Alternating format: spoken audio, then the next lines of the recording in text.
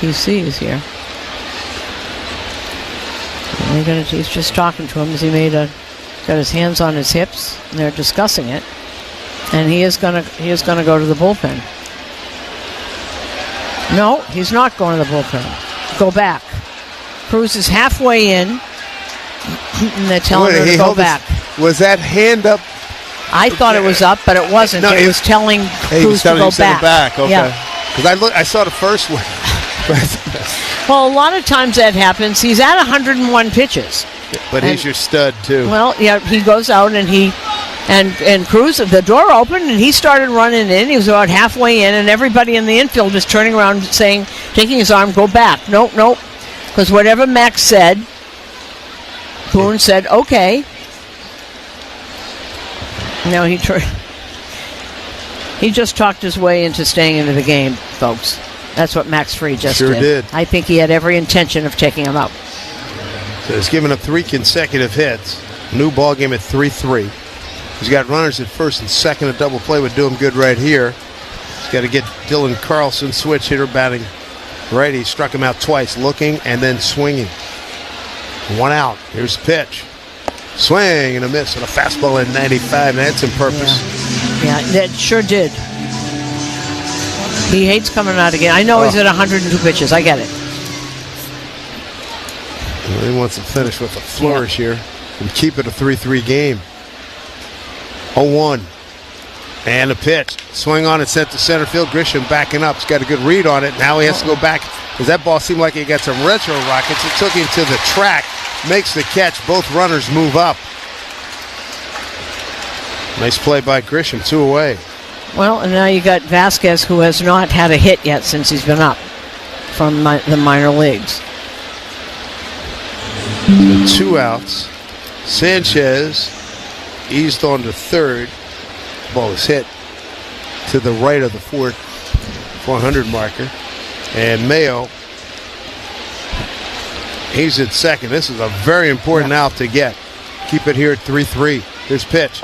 Breaking ball, swing and a miss. Took him down to his back knee. Wow, and there's that great curveball. That's what you imagine. That's what you would throw to a kid who just came up, hasn't had a hit yet. It's only the second time Max has allowed 3 runs all year. 0-1, hit up the middle. DJ with a friendly hop, throws in time. So Fried will leave with the score tied.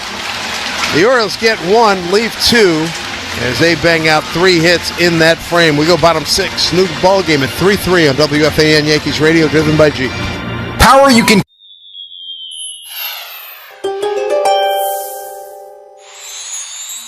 You don't feel pressured to follow the latest trends or wear the flashiest gear, Aries, since you have more of an old school sensibility. But breaking out a custom pair of cleats for special occasions could be a worthwhile endeavor. By indulging yourself more than usual, you'll ensure that your style can finally match your substance. Supply. GPS showroom. What are we designing today? I'm looking for state-of-the-art steam showers. Excellent. We can help you design a steam shower to suit your project's needs. To deliver a winning bath or kitchen remodel, call the real experts at General Plumbing Supply at 1-800-CALL-GPS.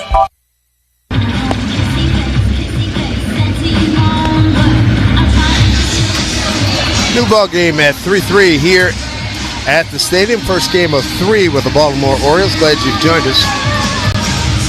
DJ LeMahieu's going to be seeing a new pitcher here. And Yennier Cano is a new pitcher, tall right-hander. Let's see how he's done today. He's a Yennier Cano is 0-1, 1-4 ERA of 5.11. He's been in 30 games.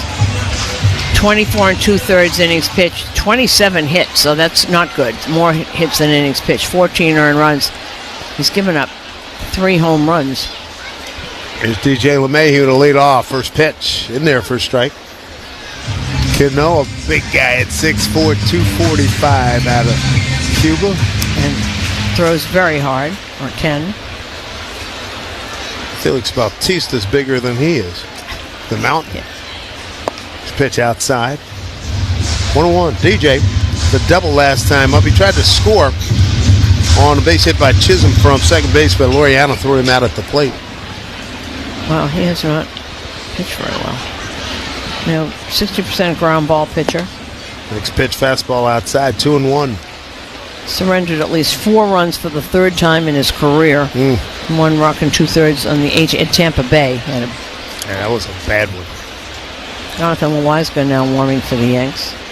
2-1 to LeMahieu. Breaking ball hit into center field. Base hit. Good start. A 2-hit night for DJ LeMahieu. And step up to the plate with confidence in the Jeep brand's new MVP, the luxurious all-electric Jeep Wagoneer S. Visit Jeep.com and see your local Jeep brand dealer for great deals. Goldschmidt 0 for 1 against Yennier Cano. Yennier Cano, usually fastball slider. Big right-hander set. First pitch. Fastball missed down and in. Ball 1. So far tonight, Goldschmidt walked and scored in the first, grounded out the third, and flied to center, so he's 0 for 2. Having a really good year. Number 9 hitter in the American League. Here's the 1-0. Pitch from Cano. Check swing, but a slider's in there for a strike. Very quietly, DJ having a really good, particularly good June. 15 for 47. That's 319 the month of June. Where are we? The 20th? Yeah. Boy, it's almost July. That's something. 1-1. Infield straight up. Here's pitch. Breaking ball. High fly ball down the line, left field, and going foul. And that was a majestic pop fly ball, huh? Trent Grisham's on deck, and Who's on Deck is brought to you by TimberTech Decking and Railing. Everything wood should be. Visit TimberTech.com. Goldie behind 1 and 2. You got Grisham on deck, Aaron Judge to follow him. 1-2 from Cano. And a pitch. Breaking ball outside, 2-2. Bottom of the 5th brought to you by Key Food and their family of supermarkets. Cano an all-star back in the 23 season. 72 games that year. And here comes the 2-2 to Goldschmidt. Breaking ball swung on, lifted to center field. Cowser giving ground. Now settles under it. Got plenty of room, no issues there. LeMahieu bluffs and retreats back to first, 1 out. So 1 down, and here comes the meat of the order. For the Yankees, it's presented by Chef IQ Sense, a cooking thermometer that pairs with your phone and ensures you never over or undercook your chicken, fish, or meat again. My one at chefiq.com. It's Trent Grisham. Walked and scored in the first. Since then, a ground out the second, fly to right. 3-3 ball game, bottom of the 6th. 3 runs on 9 hits for the Yankees, 3 runs, 7 hits for the Orioles. First pitch, swing and a miss at the breaking ball.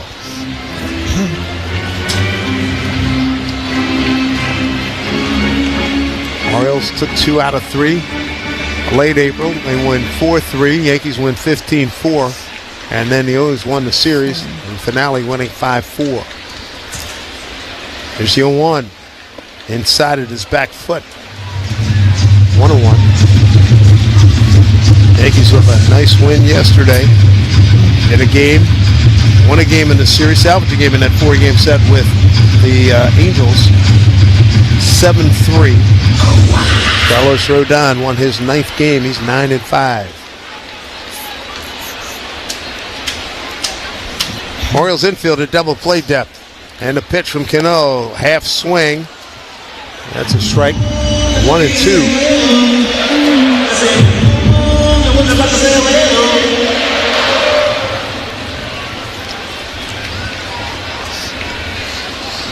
Grisham going to use his timeout. Goes to the far end.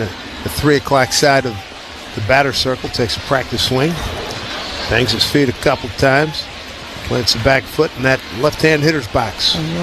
Deep Neatman leaning in to get the sign. Cano comes up upright. Here's the 1-2 pitch. And it's a fastball away. Ball 2-2.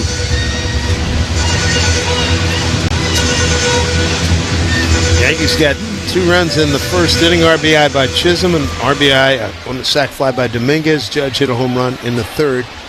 Took a 3-2 lead, but just moments ago, Mayo tied it up with the base hit. 2-2, and a breaking ball swung on a miss by Grisham. Strike 3, there's 2 down. And that'll bring up Aaron Judge. And for the Yankee captain, he is 1 for 6, 4 walks and a strikeout against Cano. Homer to right center field last time up. And a pitch from Cano. Breaking ball way outside. This fastball slider, that's all he's throwing.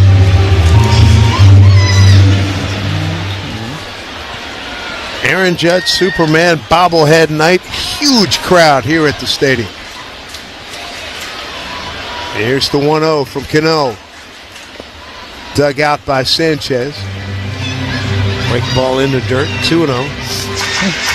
2 out, 1 on. DJ LeMahieu led off this half inning with a base hit to center. Try to move him along. Judge with the white spikes on tonight. We got the pants down to the knee with the blue socks. He's ahead in the count here, 2-0. Here's the pitch. Way outside it, like he wants no part of him. Well, 3-0. Then why don't we just walk him? I think he's going to go over the plate and swing at something that's not a strike? I don't think so. But something over the plate. Unload, unleash. Here's a 3-0. The pitch. Front door breaking ball for a strike. 3-1.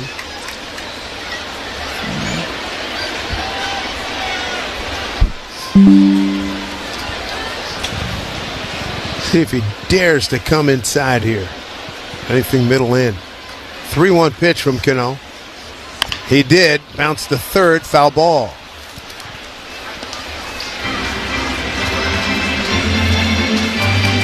So 3-2.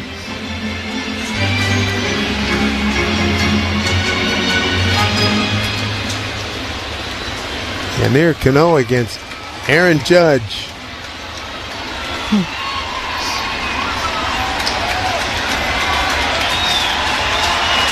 Crowd, some encouraging applause and cheers here. 3-2, 2 out, runner at first. DJ's going to take off. Cano set. Here's the pitch to Judge. Breaking ball swung on, looped into left field, base hit. Boy, that's some good extension right there. That ball was going away from him.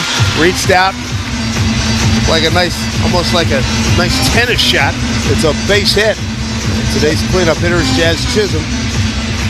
Sponsored by Roto-Rooter. Lead plumbing to the pros at Roto-Rooter. Nice hit there by Judge, his second tonight. So this is third tonight, but this is what's the good thing about it. The first hit was a single to center, then the home run to right, then a walk, and here was a single to left. So he is hitting the ball once again where it is pitched. Here comes pitching coach Drew French.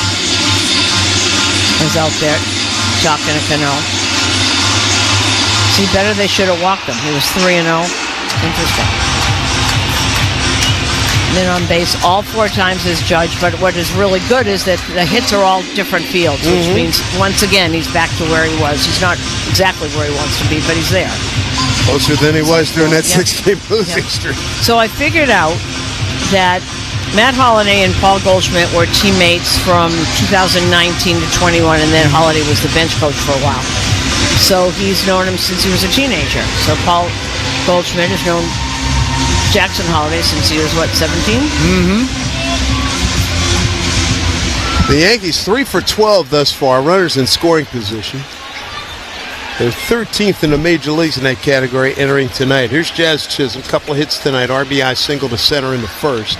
Struck out in the third. Single to right in the fourth.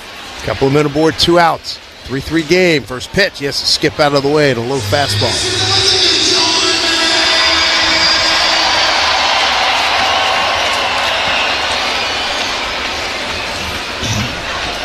So Jazz Chisholm, he's facing Cano for the first time. 1-0 pitch. Worked inside, missed again. 2-0.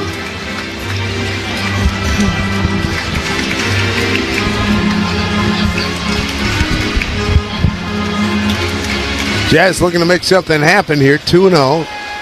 Runners at first and second, 2 outs. 3-3 ball game, bottom 6. Here's the pitch. Breaking ball in there for a strike. 2-1.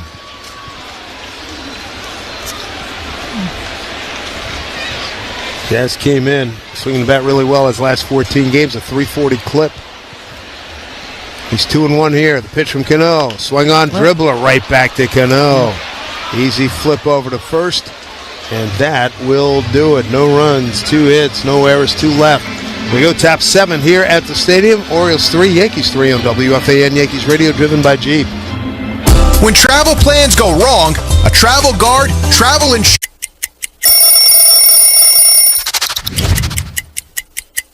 I remember the first series I had, the first home run I hit was a grand slam against Seattle, which was the team that I had played for the year before. As we know, Cleveland can get a little cold, so I would wear the dark blue long sleeves. And for some reason, this jersey, I always liked my jersey a little longer. The reasons for it, for a little padding, so when I would slide, I wouldn't get all patched up and roughed up.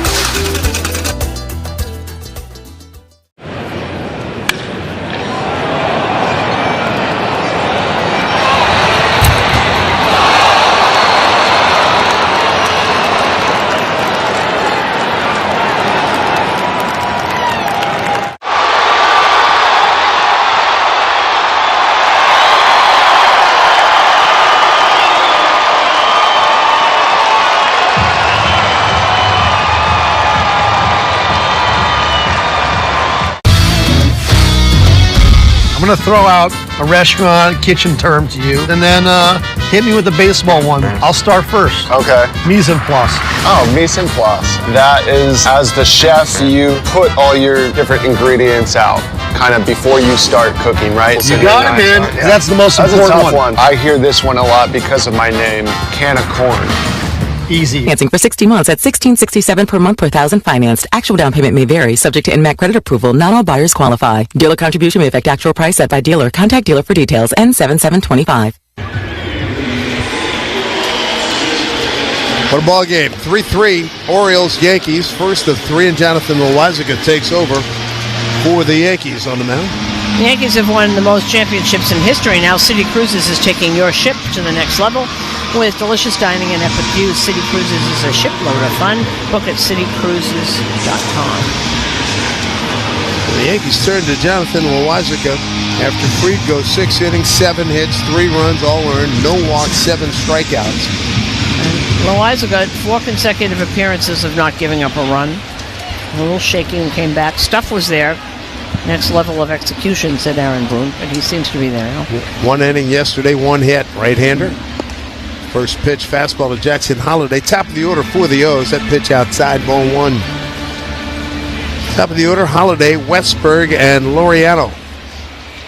Here for the O's. 3 runs, 10 hits for the Yankees. 3 runs, 7 hits for the Orioles. Swing and a miss. The Yankees, to this point, they've left 10 on and 3 for 13 runners in scoring position. They've had opportunities. 1-1 from Loaisiga. And a righty deal. Breaking ball, swing on a miss. A changeup with good movement in on young Mr. Holliday, 1-2. Holliday with a base hit to open up the ballgame. Since then, a strikeout looking and another base hit and a stolen base. That was in the 5th.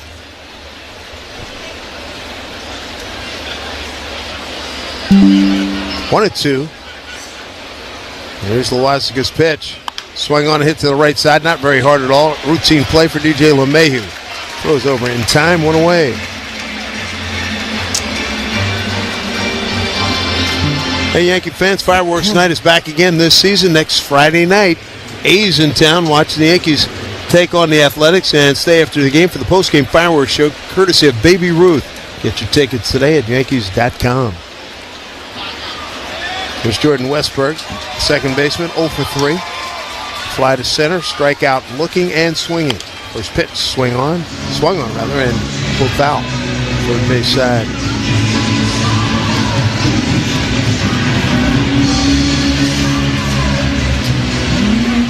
So the Yankees, 3 for 13 runners in scoring position. And the Orioles are 2 for 8. Here's your 1. Fastball inside, backed him away. Ball 1. Jim Hill up for the Yanks.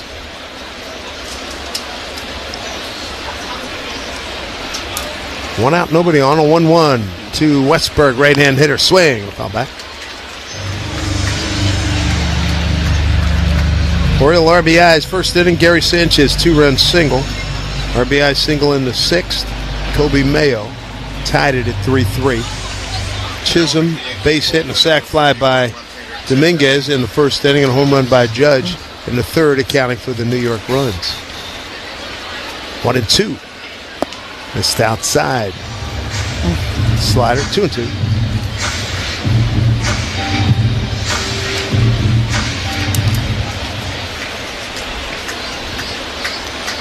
Scott Blewett, right-hander, is up in the Orioles bullpen. We haven't seen him yet. 2-2. Look out, boy, this section right below us has had a whole bunch of foul balls. Yeah, boy, this guy did he get hit? there. Uh-oh. Guy right in front of me holding an ice cream and a water. Looks like he's okay. Wow. Might have been just a glancing blow. Goodness gracious, that's scary. 2-2. Pitch to Westberg. Pulled foul again. Boy, that's a long at-bat. Pitch number 7. Is indeed. He's in his 10th pitch of this inning. 7 pitches is a good at-bat by Jordan Westberg. Ramon Laureano's on deck. He's their right fielder. Westbrook, the second baseman. You get 2:33 coming into this AB. Here's the 2-2 pitch. Pulled foul again. This time left side near the camera wall, and ricochets out to the ball girl.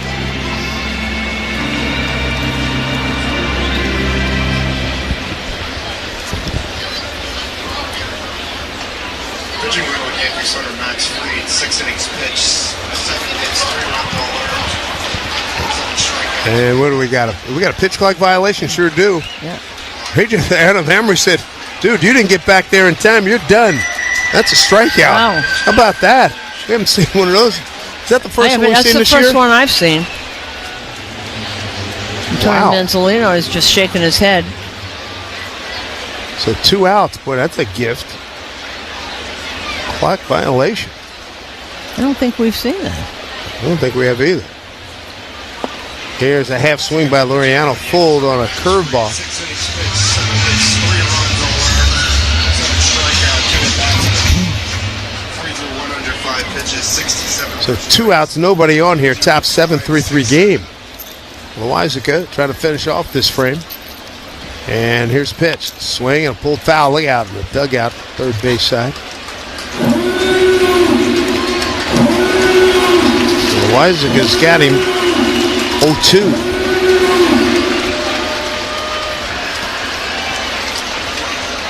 Laureano, right-hand hitter. 0 for 2 is hit by a pitch. He scored a run. 0-2 from Loizaga. Swing and a miss, top of the zone. Foul ball held on by Wells. So with the clock violation, he gets 2 strikeouts on 1-2-3 7th. Upon our return, Stanton, Dominguez, and Volpe for the Yankees in this 3-3 game on WFAN Yankees Radio, driven by Jeep. Step up to the plate with confidence with the Jeep brand's newest MVP, the all-electric Jeep Wagoneer S. Year after year, the Jeep brand has delivered game-changing technology and features to help keep you off the bench and onto your next adventure. By blending thoughtful luxury capability and advanced technology, the Jeep Wagoneer S is one key player that doesn't disappoint. Experience the brand-new head-turning design and luxurious interior without sacrificing on the legendary performance you love. Excellent range capacity opens up the playing field, and with 4x4 capability, featuring select terrain driving modes, how you play the game is up to you. The interior cabin of Wagoneer S pays special attention to detail with high-quality luxury refinements and seamless connectivity that surrounds you in comfort, along with premium seating, ambient lighting, and over 170 standard safety and security features. And like most All-Stars, it can really motor, especially with standard 600 horsepower. It's rugged, plays aggressive, and isn't afraid to get dirty. And with the exciting offers and deals going on right now at your local Jeep brand dealer, it all adds up to Jeep Wagoneer S being a steal. So hurry in today and blast one out of the park. Jeep is a registered trademark. This is Idanis Rodriguez, Commissioner of the New York City Department of Transportation. Things happen fast on the street. When you're driving, your speed can feel slow, but if you hit someone, it's terrifyingly fast. Drivers, Watch out for pedestrians and cyclists and slow your turns to less than 5 miles per hour. Remember, speeding ruins lives. Slow down.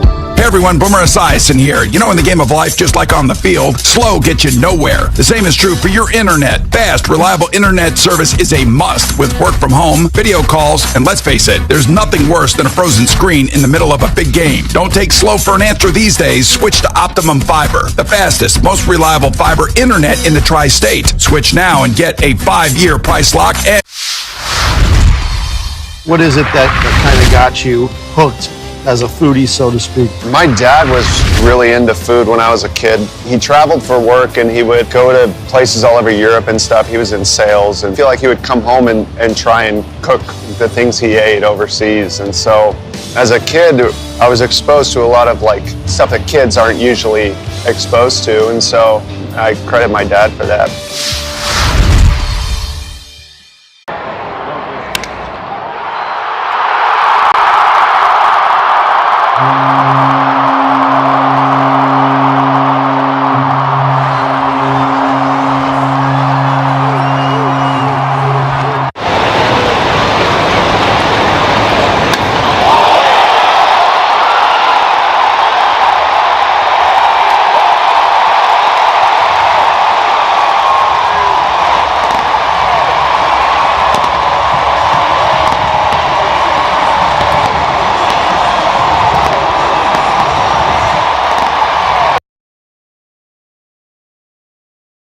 Devers trade just happening last Sunday, so it hasn't even...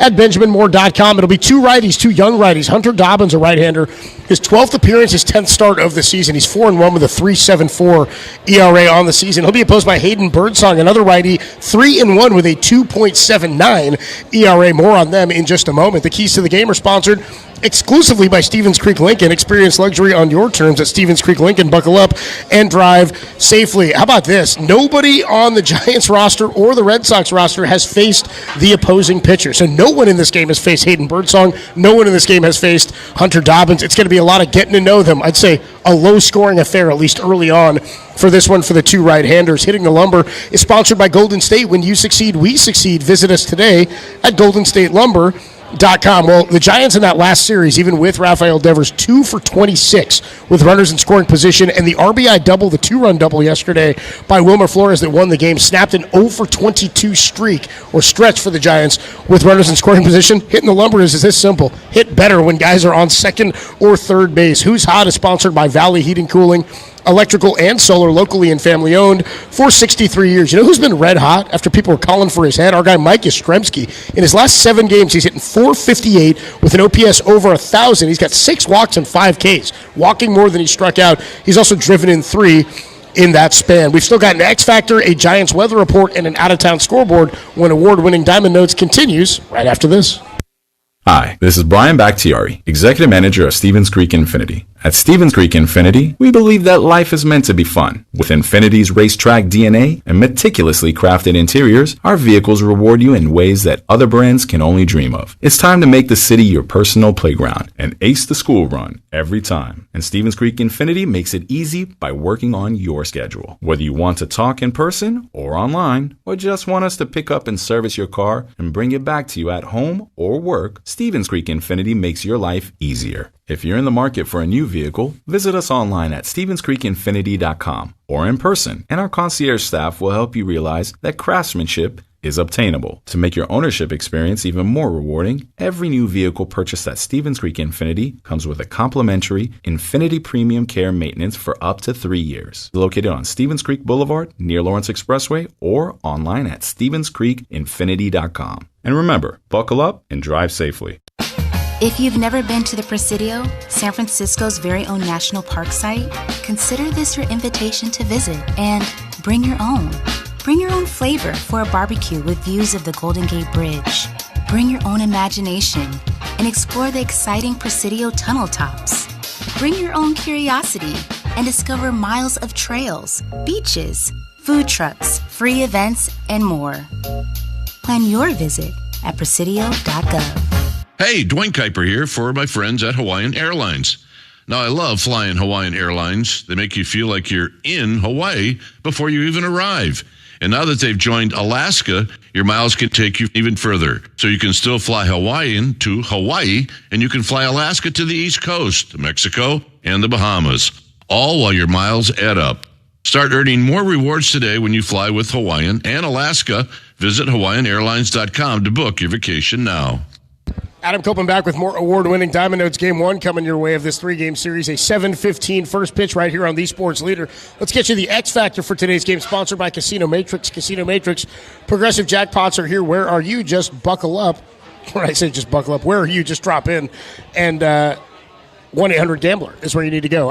The X Factor for today's game is the Giants are dominant when they get to the bullpen with the lead or with the game tied. How about this? The Giants have 4 pitchers in the bullpen who are ranked in the top 8 in ERA. Randy Rodriguez he's second in all of baseball with a .84 ERA. Eric Miller, a 1.09 ERA. He's third. Tyler Rogers, a 1.31. He's fifth. And Camilo Doval, a 1.59. He's 8th in bullpen ERA. The Giants' 2.51 bullpen ERA and 1.10 whip is the best in all of baseball. The Giants' weather report is brought to you by Surfside. Before first pitch, grab a pack of Surfside iced tea and vodka, Surfside lemonade and vodka. Surfside, a proud partner of Giants baseball. Well, it was very windy earlier, and it's still pretty windy if you get up into the air here. As you're looking up at the Cardi flags above Oracle Park, check out the wind. The flags are whipping. You're looking at first pitch tonight at winds going at about 20 to 21 miles per hour. So bring a jacket. It's going to be a breezy one, especially if you're sitting out in the bleachers. All right, let's go places right now with the Toyota Out-of-Town Scoreboard. A Friday across baseball means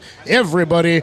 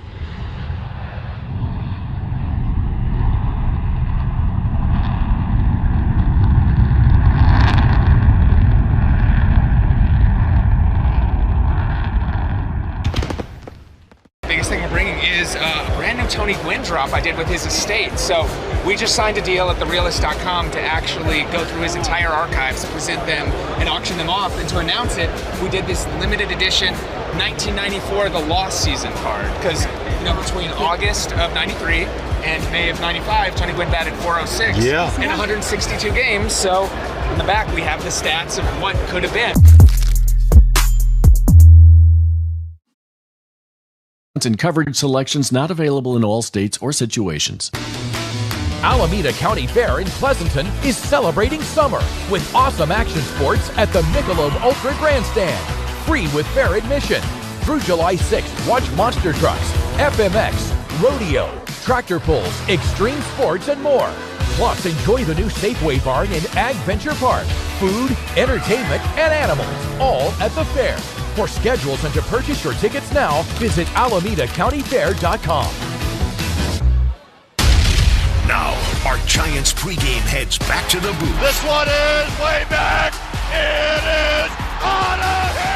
This is Around the Park with Kruk and Kite. Nobody was thinking bunt, and Zeno puts down a pearl. Sponsored by Truett and White Lumber Company. Trusted by pros for over 75 years. Let Truett and White be a one-stop shop for all your building material needs. Visit TruettandWhite.com. And by Friedman's Appliance. Proudly serving all of Northern California with a wide selection of luxury appliances. Visit them in Pleasant Hill to see the Friedman's difference. It's the theme of 2025. They play baseball. This is a baseball team, and they're doing little things right. On the Giants Radio Network. Hey, everybody, it's Around the Park, the Crew Kuip, and we got to talk about Rafi Devers, right? He's playing against the Red Sox.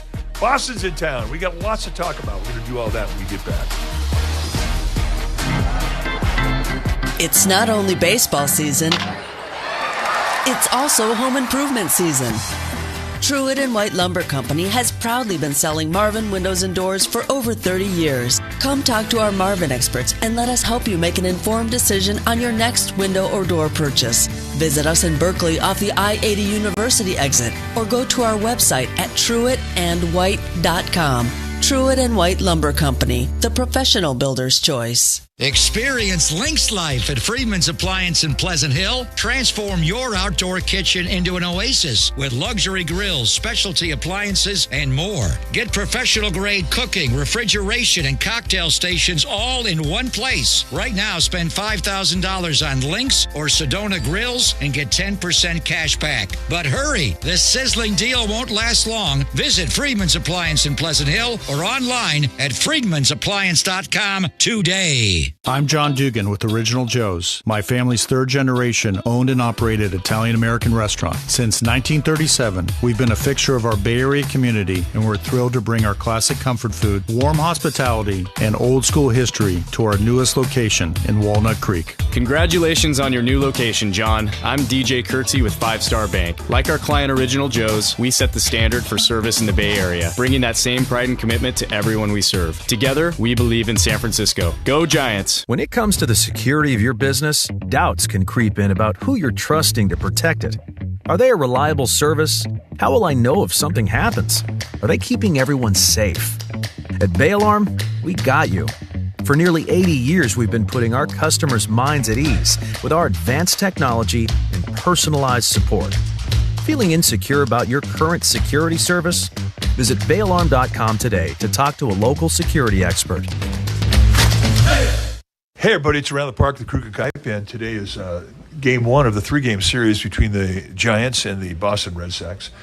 And Kuip, it promises to be a very spirited weekend just because of all the attention that you would imagine you're going to get, given the trade between the Red Sox and the Giants happened last weekend. And so it's an opportunity for Rafi Devers to be playing in front of a lot of Red Sox fans that are going to be here over the weekend. And we're going to be anxious to see how he's received, what kind of cheer or what kind of boo he's going to get. But I just think that in his mind, it's a 3-game series that he's been thinking about, because he's playing against his old teammates. Yeah, like 4 days ago, he just hit a home run for them to beat the Mariners. You know, I told you this story when we were sitting over there in the TV booth. I got a text from Buster Olney, and he took a screenshot of what was going on in Boston. It was a talk show. I think it's called the Greg Hill Talk Show in Boston. And they took a survey, and the survey was, should the Red Sox hit Rafi Devers in his first at-bat? And, you know, and Buster's like, can you actually believe that this is going on in the city of Boston? And the survey ended up being that most of the people said absolutely not. You know, they really like the guy. But when you talk to some of the Boston people, it's like, you know, he's being, the opinion of him is actually very favorable in Boston. So I don't think there's going to be a whole lot of bad blood. I think everybody over in the Red Sox dugout enjoys him. I think they felt like it was unfortunate that he wouldn't change positions, and there are a lot of reasons for that. But he is going to be on the spot personally. This is going to be 7th game of the World Series for him, because every at-bat is going to be a really important at-bat, maybe even personal for him. Well, yeah. And, you know, he wants to look, he's going to wear that Boston uniform the rest of his life. I mean, you just do. That's the town where he was established. That was the town that, you know, that he got started in. And that's always going to be in his heart. When he plays against that uniform, it's always going to be a playoff game. I mean, certainly this weekend, because it's the first time, is the 7th game of the World Series. But it's one of those things that when it happens to you as a professional player, it turns you into to a professional player, because it's a hard thing to do, and you have to find a way to be able to get through it. And it's a great opportunity to grow in this game, and he's going to wear everything that he does a little bit harder because of it. Well, the one thing that is going to be interesting is the very first at bat. I mean, once the first at bat's over with, then everything else kind of wears off. But if there's any weirdness going on, you just hope that it doesn't get out of hand. And I don't think it will. I mean, look, I'm looking forward to I wish he would hit every inning. I mean, he's that exciting to watch as a hitter. And I'm sure the Red Sox are going, geez, we got to be careful with this guy. They'll know when he's coming up, trust me. Well, I can't wait to see it. And as far as I'm concerned, that's the highlight of the week, and that's Around the Park with Kruk and Kuip. Enjoy, Rafi Devers. Around the Park with Kruk and Kuip. The game is as good as it's ever been, and maybe better. Has been sponsored by Truett and White Lumber Company, trusted by the pros for over 75 years. Let Truett and White be a one-stop shop for all your building material needs. Visit TruettandWhite.com. It ends on a flare, and nobody cares. And by Friedman's Appliance, proudly serving all of Northern California with a wide selection of luxury appliances. Visit them in Pleasant Hill to see the Friedman's difference. That's Around the Park with Kruk and Kuip. Enjoy the ballgame on the Giants Radio Network.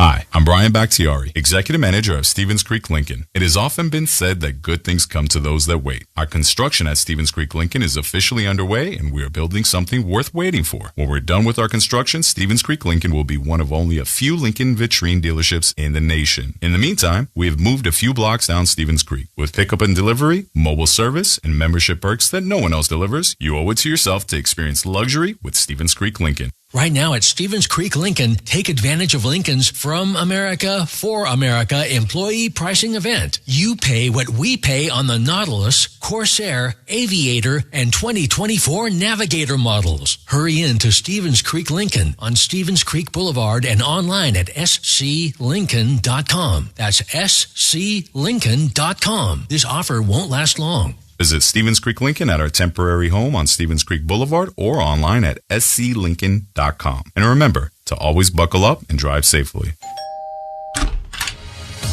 Hi, it's Daniel from John Buys Bay Area Houses. We hear from homeowners every day who need to sell fast, whether it's a life change, a problem property, or they just can't wait around.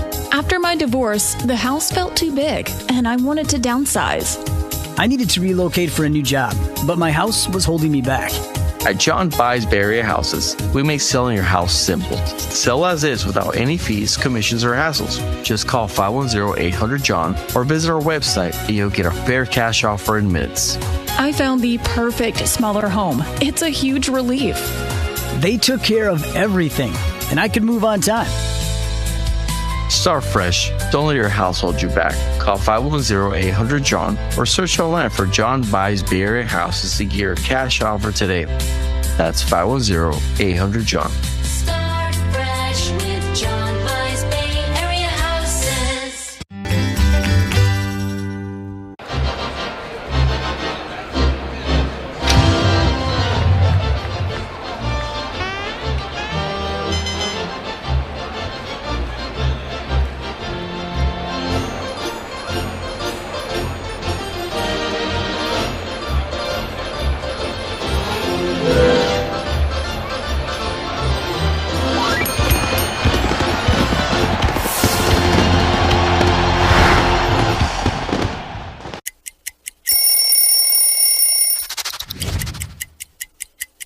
The beauty of this jersey is the feel, the texture, the thin, the stitching is heavy, so you kind of feel that jersey that was very heavy. Check it out, the last name and the number, they have a little glitter on them, so they kind of stack up. It just feels right. I had some really cool cleats to go with it. The way it gets dirty when you slide, it just kind of like rubs off on that glitter. It's really, really cool.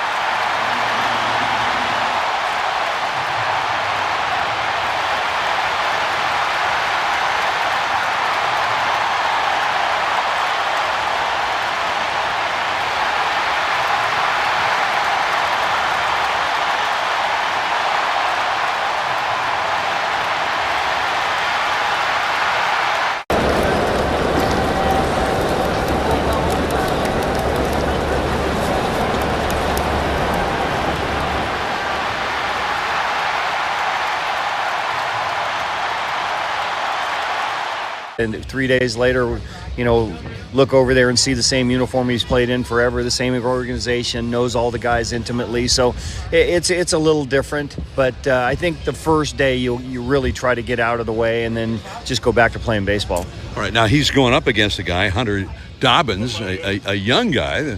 I don't know anything about him, but he's had some success. Yeah, no, they have good arms over there. All three of the guys, we're missing Crochet, but all three of the guys that we're facing are sub, Giolito might have a little bit over 3 ERA, but he's a big-time pitcher too, so they have a lot of good arms, especially on the starting staff, and, this guy's no exception. Young kid, like you said, who's got pretty good fastball, throws a lot of off-speed stuff, has 3 different breaking balls that he throws to both righties and lefties.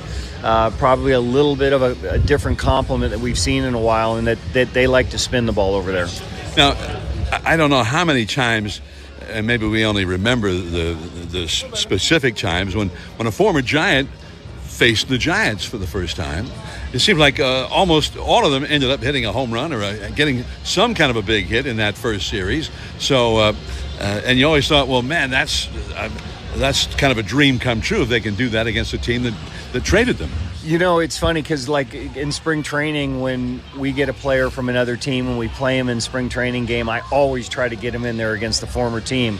Same thing I notice on the other side. Whenever one of our players has gone to another team, they get him right in there against our team. So, and you're right. Sometimes you're like, oh, it's a home run there. Why didn't you do it for us? But hopefully that's the case with Rafi here this series. Hopefully they get to see quite a few homers and kind of rue the day. All right. Now, I mean, he is really good. We already know that. But, I mean, he's not superhuman. He's not a comic book star. So he's human. And can he get too ramped up? Can he get overamped and that be counterproductive for him? It can. It can also work the other way, where you get laser focused and want to do some damage against your former team. Just what I know from him at this point in time, I think it's just he doesn't love a ton of fanfare. So I think he's just kind of try to insulate in his bats, not try to think too much about, the Red Sox over there. And hopefully after the first game, it just kind of moves on. He does his thing. But I think everybody kind of handles that a little differently. All right. Now, the Giants with Hayden Birdsong going. And what about the Sox now post-Devers? They still have some guys who can hurt you. Yeah, I think they're second in the American League in runs scored. So you look at some of the names, and they're not the household names that you're used to with Red Sox teams, but they hit you at a bunch of different levels. All these guys are athletic. They run a little bit too. They got some guys on the bench that they'll pinch hit for and pinch hit, and it's a little different than what you've seen in the Red Sox in the past, but they're scoring some runs, that's for sure. So Hayden Birdsong up against the Sox here tonight, and a couple of changes on the roster today. We'll talk about that when today's Bowmel continues. Choose the best. Honda, with more Best Buy awards than any other brand. Save thousands with 0.99% APR financing on new Hondas like the 25 Prologue. Ask anyone who owns a Honda and search your local Honda dealer today. See dealer for financing details. Financing and credit approval. Offer ends 7/7/25. For more information, visit KellyBlueBooksKBD.com. Kelly Blue Book is a registered trademark of Kelly Blue Book Company Incorporated. Hey everybody, Brian Murphy here for Amici's East Coast Pizzeria, and with today's busy schedules, you can't always tell when everyone will be ready for dinner. Well, my friends at Amici's have the answer. As well as getting Amici's famous New York-style thin crust pizzas fully cooked, you can also get them half-baked. Then, whenever you're ready, just slide them into your oven, finish cooking them in less than 5 minutes, and slide them back in the box to serve. It's restaurant food from your own kitchen and without any dishes. When you need help with life on the run, Amici's delivers. Hey fans, Dwayne Kuiper here. Want to know the best way to fix up your home or apartment? Try painting. You can completely refresh your home's interior, especially if you use Benjamin Moore Premium Paint. Benjamin Moore paints go on smoothly without drips, runs, or spatters. They cover in fewer coats and always look great. Benjamin Moore offers more than 3,500 brilliant colors, so you know you can find your favorite. It's the perfect home fixer-upper. Get started now with great interior paint only at your locally owned Benjamin Moore store. Do you want to play in San Jose? At Casino Matrix.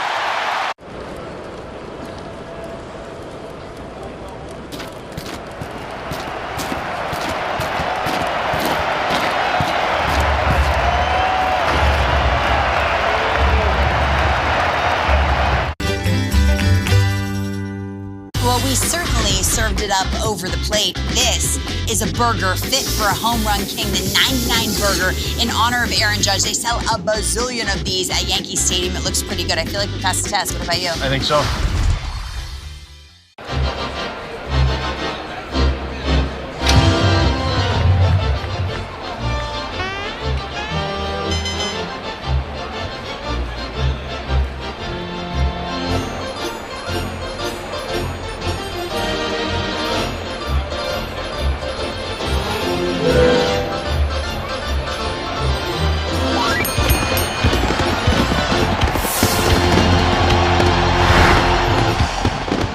That's AbundantLifeWeightLoss.com. Results may vary. The summer sales event is on all month long at Stevens Creek Toyota. Stevens Creek Toyota is the obvious choice when it comes to purchasing or leasing a new Toyota. Over 500 vehicles to choose from. Cars, SUVs, trucks, hybrids, EVs, and more. More selection means more savings. Amazing offers, quality service, and a safe, streamlined sales experience geared towards saving you time and money. Shop and save today. Stevens Creek Toyota, the obvious choice. This is Chris Dolan. And I'm Vanessa Deniston, senior attorney from the Dolan Law Firm. Chris, what's with all these out-of-town personal injury firms coming into the Bay Area with these catchy jingles and funny names? Unlike the Dolan Law Firm, most of these firms are from out of state or in L.A. The Dolan Law Firm is headquartered right here in San Francisco, going on 30 years. We live here, we work here, we win here. The Dolan Law Firm, we're the best lawyers we hope you'll never need. DolanLawFirm.com.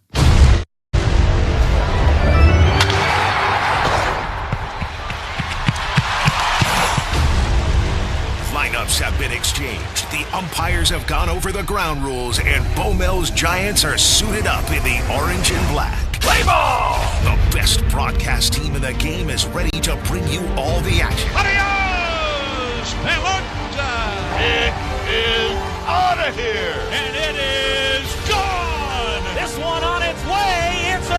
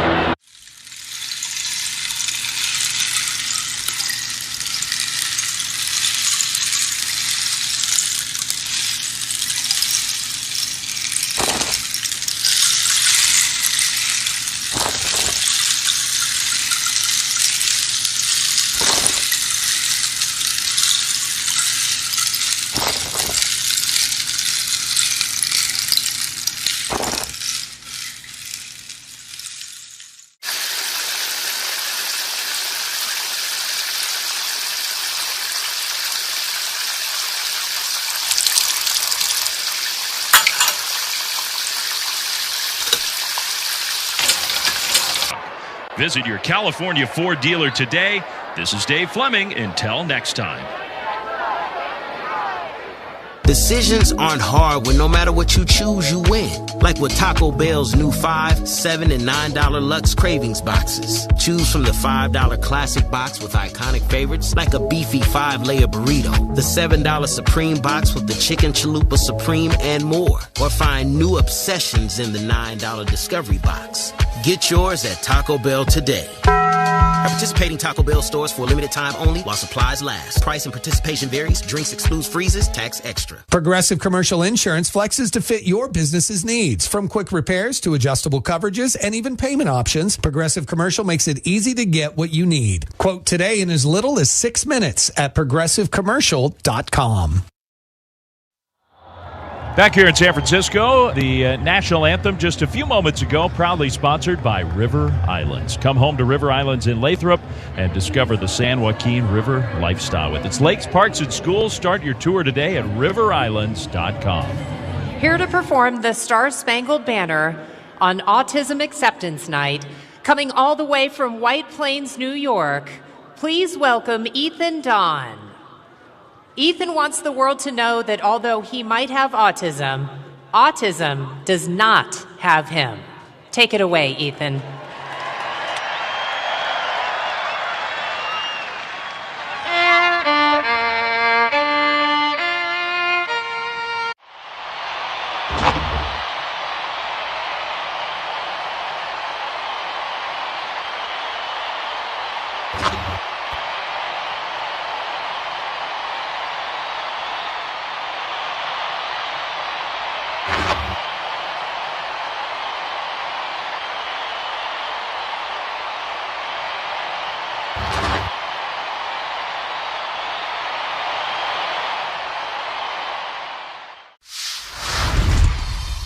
Play in Toronto. Guerrero sends over some good stuff for the guys, so when we play in Toronto, I definitely dive into that. You gotta be careful with Vladdy, bro, because a Dominican breakfast will put you to sleep, bro. ¿Cómo está sonando la comida dominicana ya? La comida dominicana ya no sé cómo está sonando, porque obviamente mi esposa me cocina. O sea, hay restaurantes, pero no voy a comer comida latina.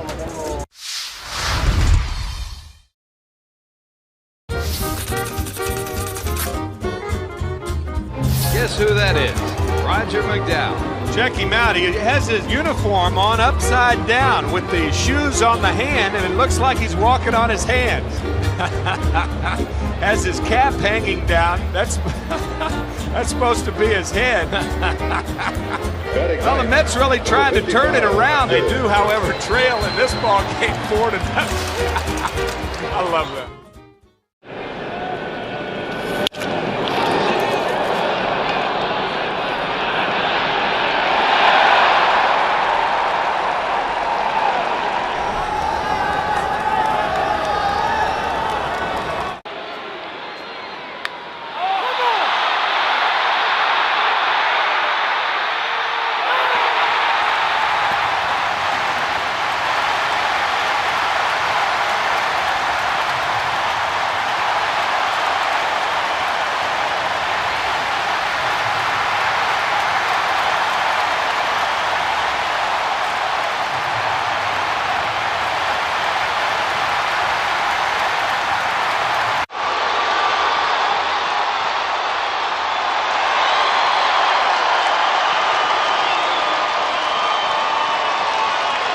The Red Sox are very much in the playoff race. Jarren Duran is their leadoff hitter, and starting in left field, Carlos Narvaez has had a really nice season as the Red Sox catcher. He bats second. Their very young rookie DH tonight, Roman Anthony, hitting third. Abraham Toro, the first baseman and the cleanup hitter. Wilyer Abreu comes off the injured list tonight, so back active for this game in right field. He bats fifth. He's having a really good year. Trevor Story, the shortstop, hits sixth. Marcelo Meyer, another really young Red Sox player, third baseman, hitting seventh. Ceddanne Rafaela in center field, he hits eighth. And David Hamilton, the second baseman, he bats ninth. The pitcher for Boston, he's done a nice job. Right-hander Hunter Dobbins, 4-1 with a 3.74 earned run average. Meanwhile, for the Giants, who are 42-33, 3.5 games out in the National League West at the start of the day. Mike Yastrzemski in right field hits leadoff. Elliot Ramos, the left fielder, bats second. Rafael Devers in there as the Giants DH. He hits third. Wilmer Flores over at first base tonight. He's the cleanup hitter. Jung-Hoo Lee in center field batting fifth. Willie Adames, shortstop, hits sixth. Casey Schmidt at third base hitting seventh. Patrick Bailey doing the catching. He bats eighth. And Christian Koss, the second baseman, hitting ninth. The pitcher for the Giants is young Hayden Birdsong. First time he's ever faced the Red Sox, 3-1 with a 2.79 earned run average. A message sponsored by Walk Up Personal Injury Law. Justice takes more than a fighter. You need a champion. We'll visit walkuplaw.com. This copyrighted broadcast is presented by authority of the San Francisco Giants. May not be reproduced or retransmitted in any form. The accounts and descriptions of this game may not be disseminated without the express written consent of the San Francisco Giants. Doug Eddings, home plate umpire. Mike Malinsky at first. Gabe Morales at second. Emil Jimenez, the umpire, at third. And we are ready to go on this Friday night. Giants-Red Sox for the first pitch. Here's John Miller. Dave, thank you. And Duran swings at the first fastball he sees. and fouls it straight back to the screen, and we are underway. There is some sun shining off the hitter's backdrop into the eyes of the hitter. There's a ball in the dirt with a cutter, and the count is 1 ball and 1 strike. Duran, one of the fastest players in the game. Left-handed batter. Now he swings and hits a high pop-up on the left side of the infield, coming over to his left to make the catch. On the edge of the infield grass over in front of shortstop is Casey Schmidt. So Duran is promptly retired. Just one quick correction, John. There was an umpire change. Gabe Morales is at first and Mike Malinsky is at second. So just to make sure we get that right. All right. I was thinking, man, Malinsky is really a lot taller than I remember him. And it's just an actual different guy who's a lot taller. There's ball 1 now to Carlos Narvaez. 1 out, nobody on. The tall right-hander, Birdsong pitches, and a swinging strike on a slider. It's 1-1. First pitch was thrown right on schedule at 7:15, 61 degrees, the game time temperature here at Oracle Park, and a strong wind blowing out toward McCovey Cove. Now the pitch, and a curveball, a beauty. In there, strike 2 call. The time and temp are sponsored by Planet Fitness. Planet Fitness, we're all strong on this planet. 1-2 the count.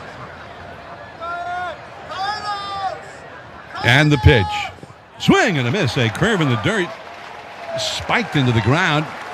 Knocked down by Bailey. And Narvaez just immediately turned to head back to the dugout. That might have even bounced off of home plate. Just a dropping curveball. We're looking at the replay. Did drop just behind the home plate area by a couple of inches. Nice block there by Bailey. So here is Ron Anthony, the rookie, highly touted, takes a fastball up and away for ball 1. So Dave, it's not. When I first saw that name, I thought, is that Roman Anthony? But that's not it. Roman. Here's the pitch. Change up at the knees for a strike. A lot of good signs at Fenway when he made his debut. His name lends itself to some creativity. It's Roman. Now the 1-1 pitch. Swing, and there's a high drive into deep left field. Back into his left goes Elliot Ramos. And now he squares up right in front of the 354 marker and makes the catch just a few feet from the wall. That's one of the things Sox fans like about him, not just the name.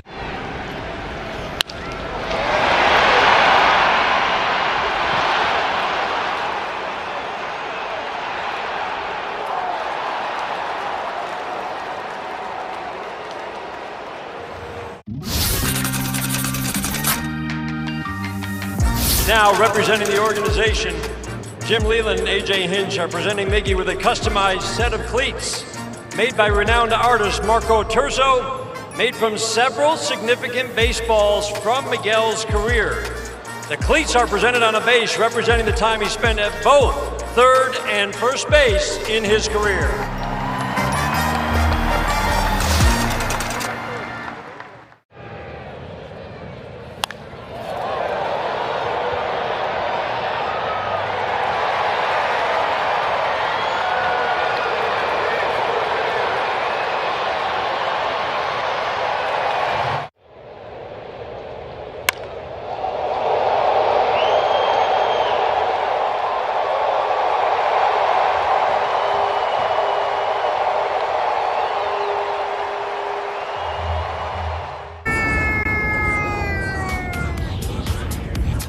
Now through September 30th, existing Xfinity Internet customers can get an unlimited line included for a year. Plus, ask how to get a free 5G phone. Learn more at XfinityMobile.com. Restrictions apply. Xfinity Internet required. Unlimited line offer requires Xfinity 300 megabit internet or above. Taxes, fees extra. After promo, regular rates apply. Reduced speeds after use of monthly data included with your data option. Data thresholds vary.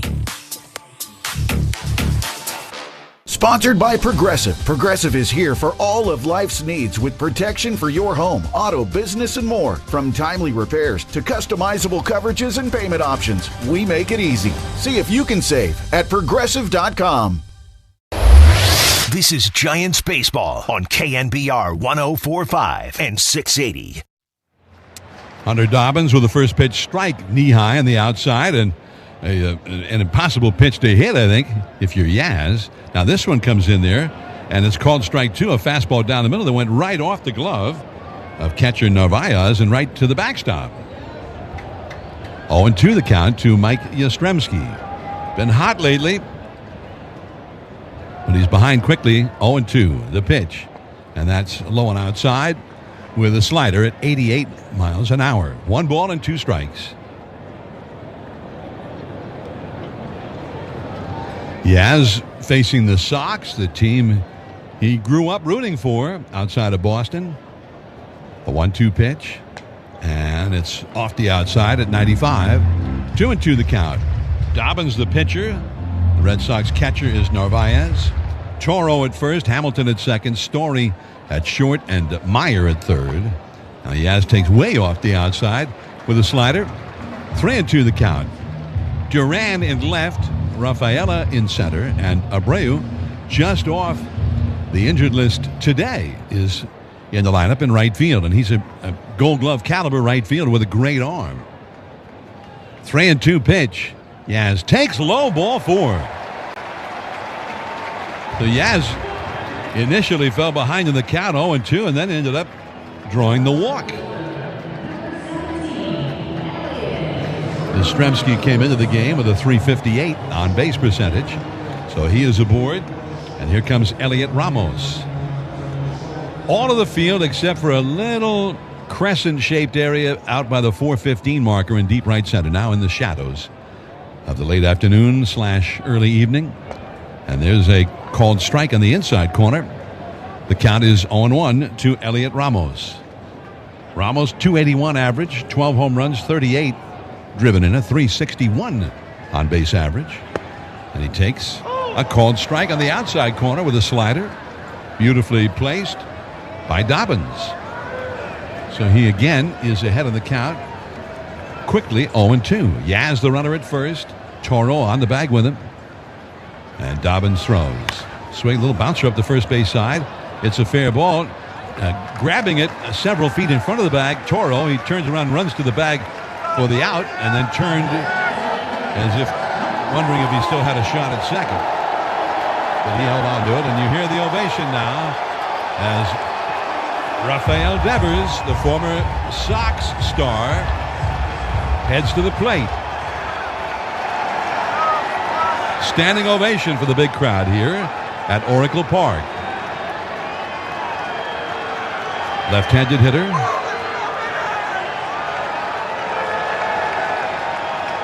Now Devers stands in.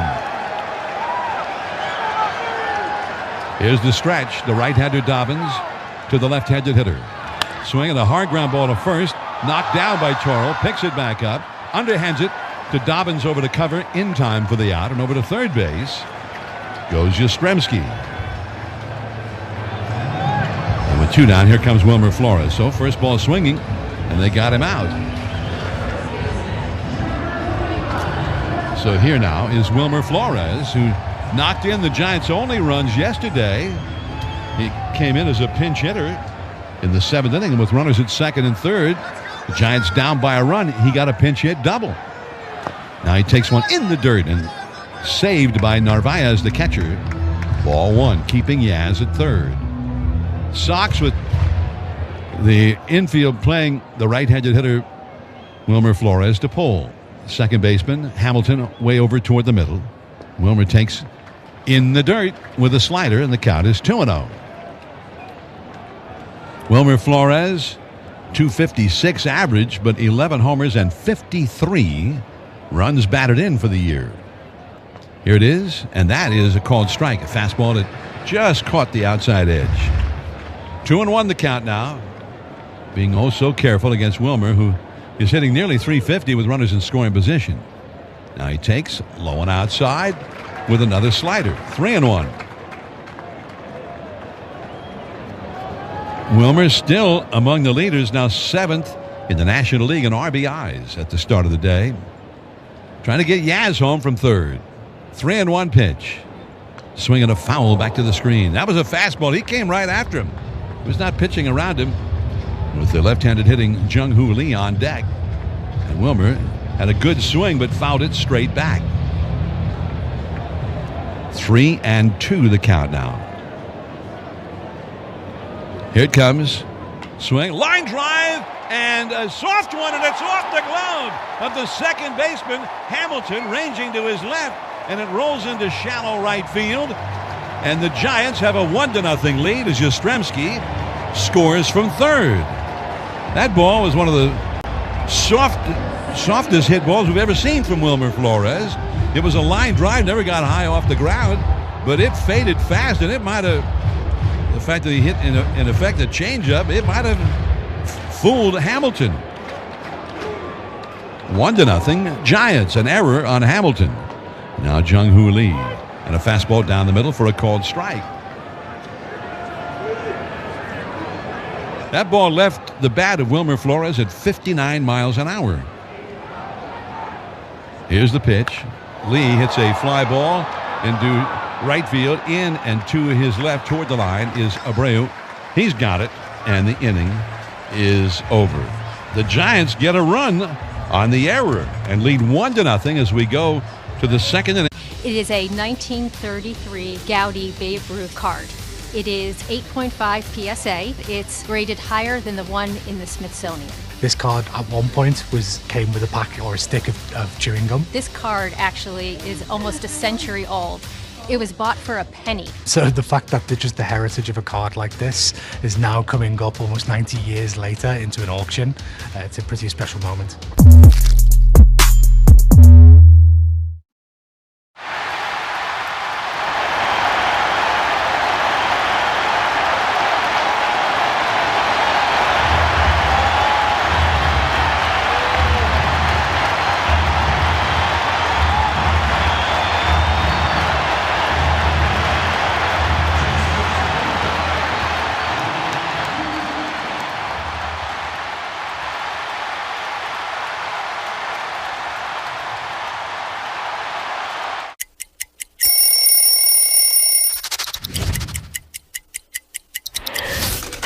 Wow.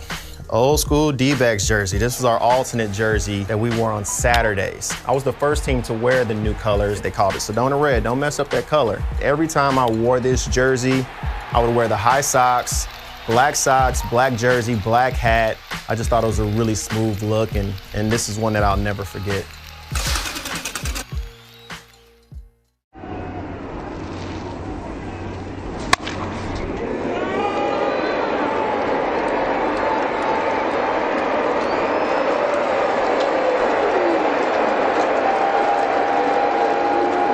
Water.com. Warranty limitations apply. Now back to the Orange and Black on KNBR 104.5 and 680. First ball swinging.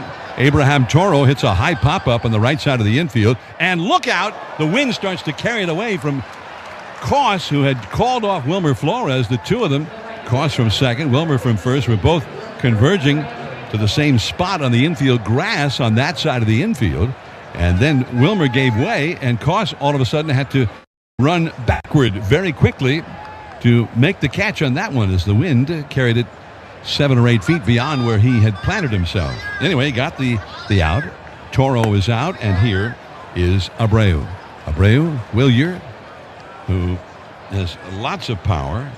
The Giants saw him early last year, and he was very impressive, and he takes inside for a ball. Abreu, so far for the year, hitting only .245, but he's got 13 home runs. 32 batted in just off the injured list today. Opened up stance, and he takes very high for a ball. He's only 25 years old.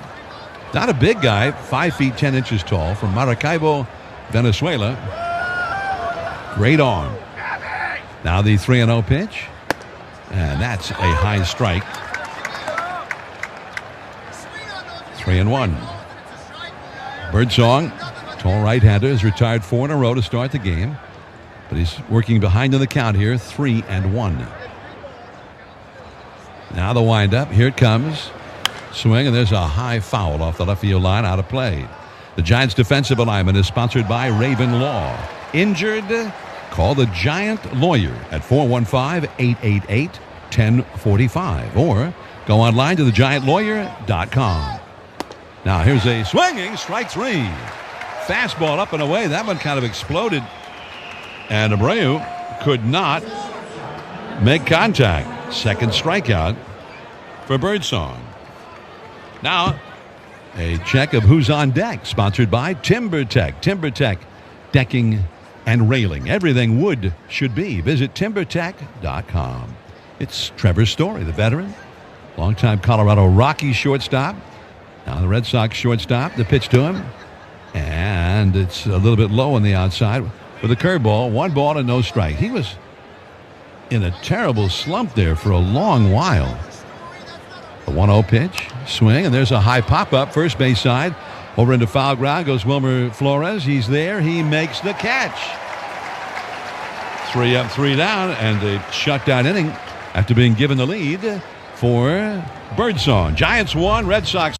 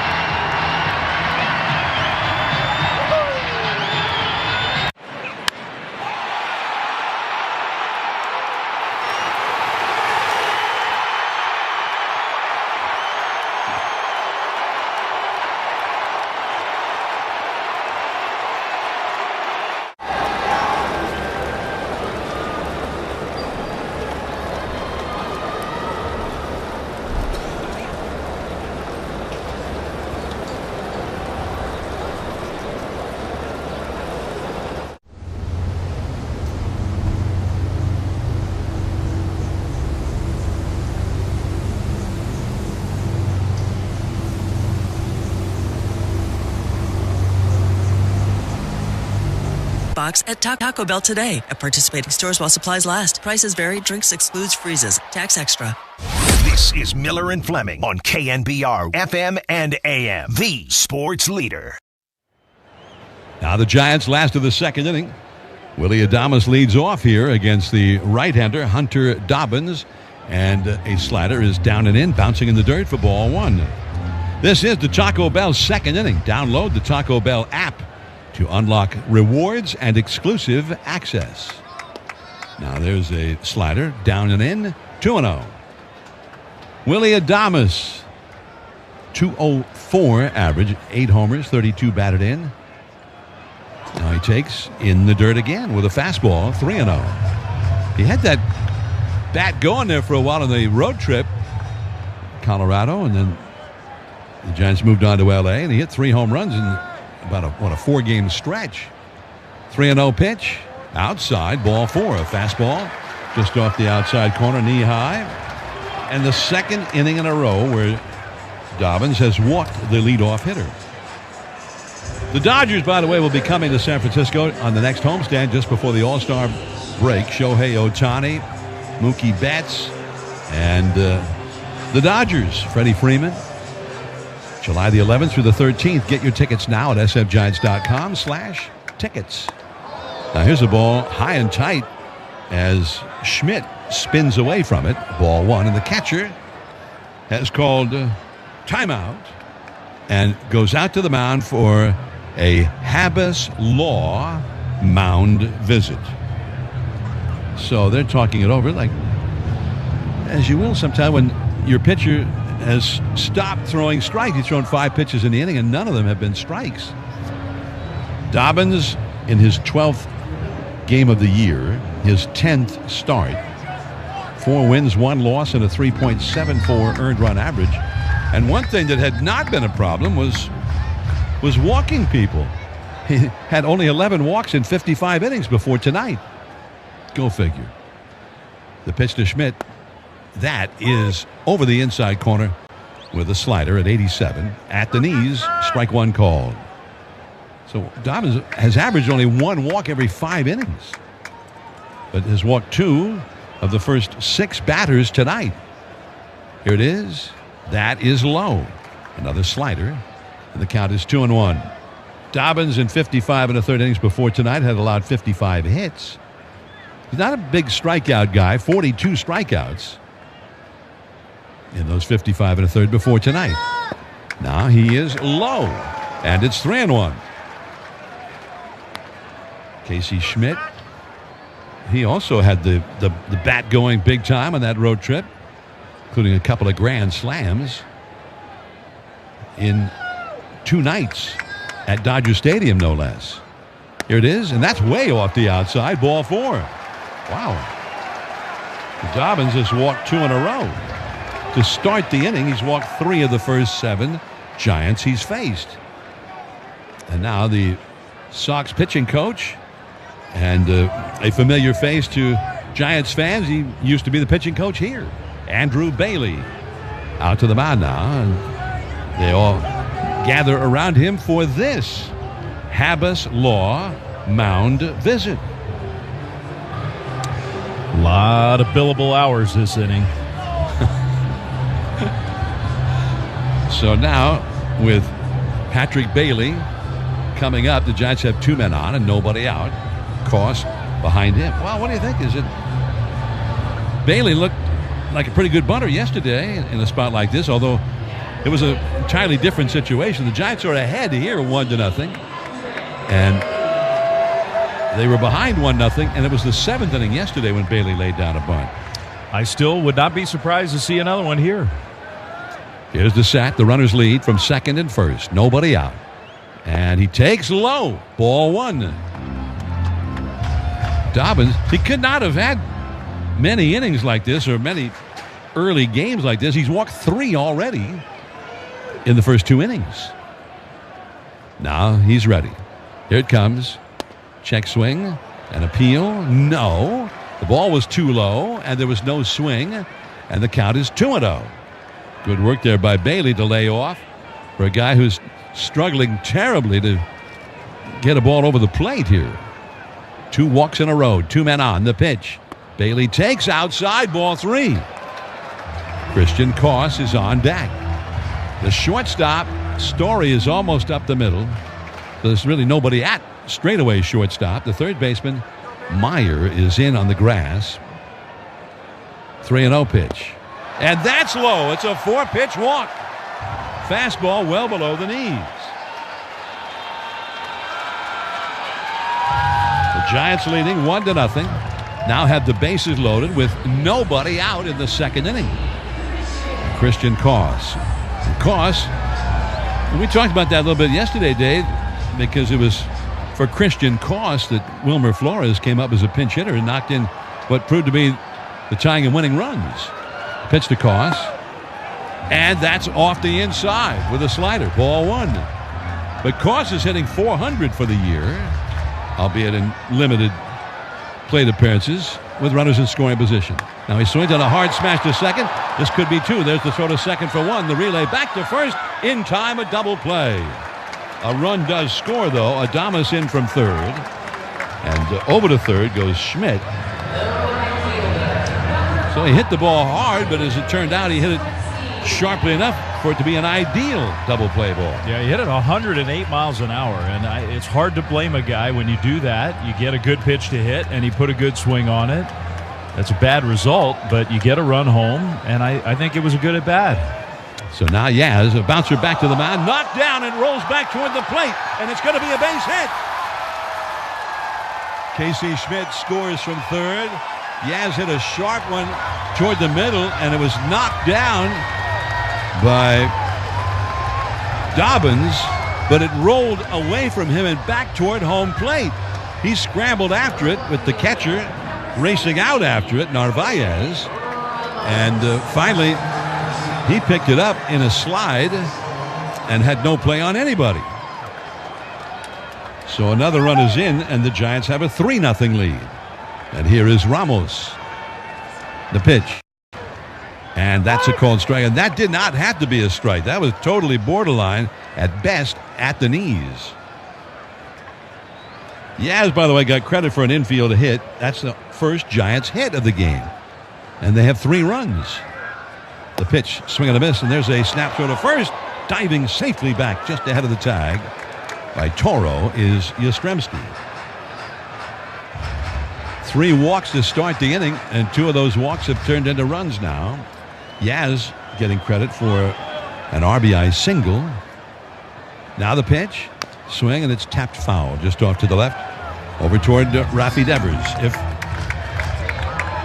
Ramos can keep this inning going, then Devers would get a chance with some traffic perhaps. 3-0 Giants. 2 down, runner at first. And a throw to first. Diving safely back is Yastrzemski. Ramos grounded out to first back in the first inning. Yaz gets his lead. Toro still on the bag there with him. 2-strike pitch. Fouled off the right field line and back out of play. That was a high fastball. And a fan stood up, made the catch down the right field line and the lower deck. With his Giants cap on. Second baseman Hamilton shaded toward the middle a bit. 0-2 pitch. And it's outside with a fastball at 96. This has been a real long inning for Dobbins. That was his 39th pitch of the game. And this next one will be his 22nd pitch of this inning after an 18-pitch first. 3-0 Giants. Here it is. Swing and a foul off to the right. So the workload continues to grow here for Hunter Dobbins. Giants with a run in the first and so far 2 here in the second. Yastrzemski ready to take off from first at the crack of the bat with 2 down. The pitch on the way. Strike 3 call. A slider that came back and caught the inside corner. And Ramos, he didn't think so. But a well-thrown slider there by Dobbins.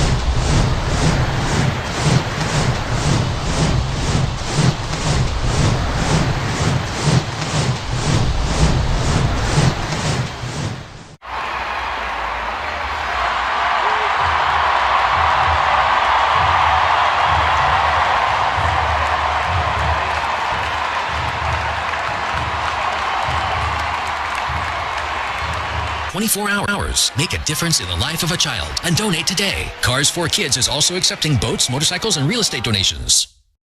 Now back to Giants Gloves Poppin' on KNBR 104.5 and 680. Giants 3, Red Sox nothing. And Hayden Birdsong back in the mound now to go back to work here in the third.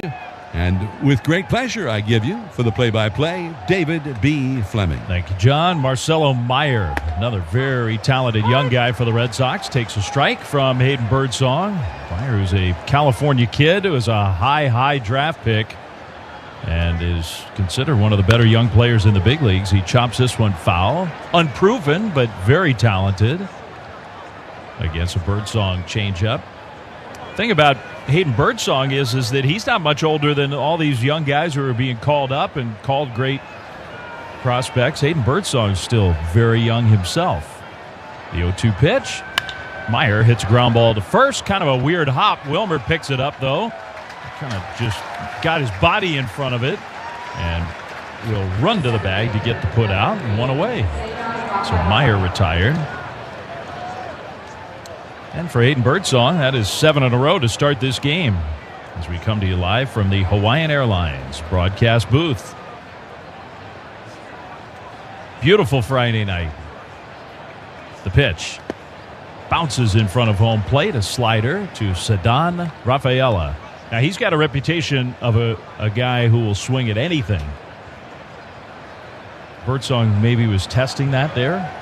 Let's see. Yeah, I feel like false advertising there. Yeah, what do you mean by everything? Now a slider swung on and missed. Strike one. Oh, now I get it. See, that was only a foot out of the strike zone. 1-1 the count. Here's the pitch. That is a slider. No, that was actually the changeup, and it was low, and he didn't swing at that one. 2-1. He is definitely a hard guy to walk. Giants lead 3-0. We're in the third. And the pitch is lined down the left field line. That's a base hit, and it's going to go to the wall. Rafaela can really run. Ramos will play the carom, and Rafaela will pull up into second. First hit, first base runner for the Red Sox. The second baseman, number 17, David Hamilton. So Ceddanne Rafaela with a nice swing on a high fastball that was 95 miles an hour and running up and in. I mean, that might not have been a strike itself, but he was able to get the barrel on the ball and hit it hard. So now the ninth place hitter, David Hamilton, left-handed hitter, and he takes inside a slider for ball one. The slider for Birdsong has not been as effective of a pitch this year for him. It has like a different movement profile, and it hasn't worked all that well. 1-0 pitch in the dirt with a changeup, 2-0. The fastball, on the other hand, has been more effective than it was last year. He's still tinkering. He's still learning.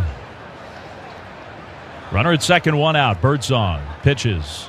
Hamilton takes a strike on the outside corner. The fastball, 95 miles an hour.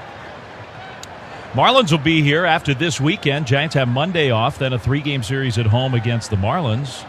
Wednesday is Superman night. There's a special event ticket. 2-1 Hamilton to center field and deep. Going back on to Jung-Hoo Lee at the wall. It is gone. The ninth place hitter, David Hamilton, just crushed one to right center. And a 2-run homer makes it 3-2 Giants. Well, that was a fastball out over the plate, and Hamilton did not miss it. Back-to-back very hard-hit balls, including David Hamilton, his third home run of the year. Guy hitting 172. You would not know it from that swing.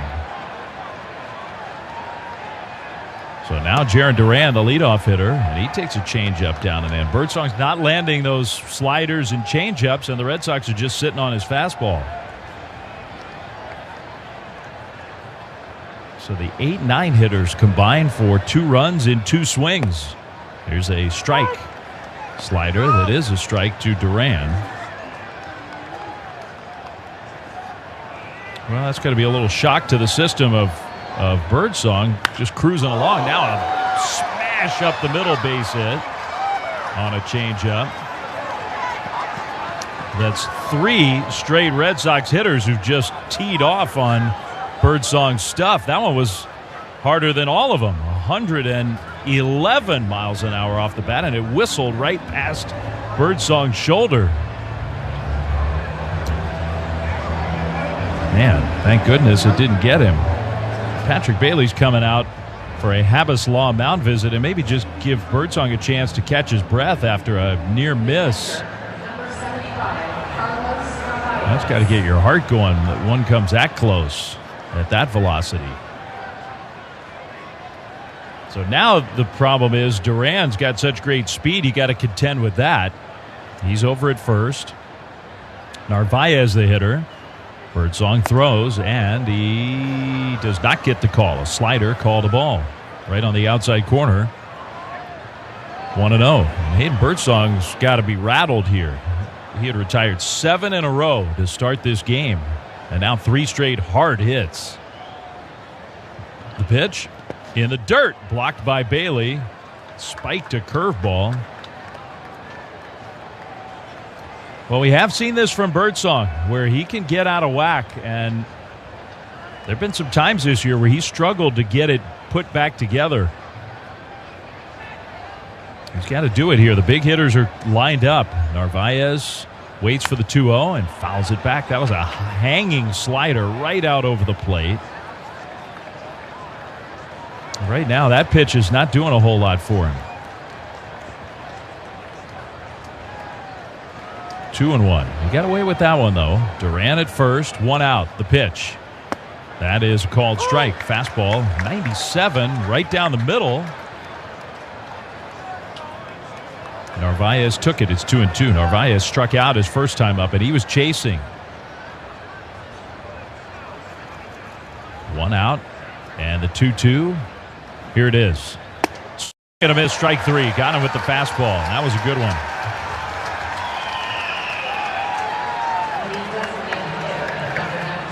Third Birdsong strikeout.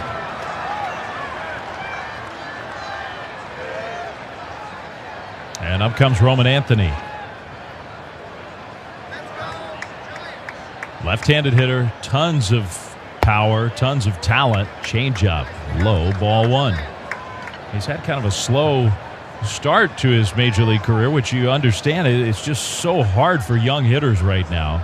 Pitching is so good in the big leagues, but this guy's going to hit. 1-0. He takes this one off the outside. A fastball, 2-0. Almost universally, I think, considered the #1 prospect in baseball. All positions, all players. 2 runs in for the Red Sox here in the third. Giants lead 3-2. The pitch. Anthony takes way outside. A fastball misses, 3-0. Well, for Birdsong, it just not a lot is going right now. Seems like something has changed here from the first 2 innings to now. 3-0. That's a strike. Just kind of poured that one in there. Count 3-1. Anthony's not going to be so passive with a 3-1 count. Birdsong pitches. Anthony takes high, ball 4. Missed with the fastball up. So the inning continues. 2 on with 2 out for Abraham Toro. And now the second Habas Law mound visit of this inning for the Giants. We've had a lot of visits already on both sides. This time it's the pitching coach, J.P. Martinez, coming out. And I think it has to be in the back of the mind of Martinez and the Giants that it's happened this year where things have spiraled out of control too quickly against Birdsong. I'm trying to prevent that from happening now. We got a minute to remind you that tomorrow, first 15,000 fans get a camo hat presented by Chevrolet. sfgiants.com/promotions. There are still some tickets available. First 15,000 get the camo hat giveaway.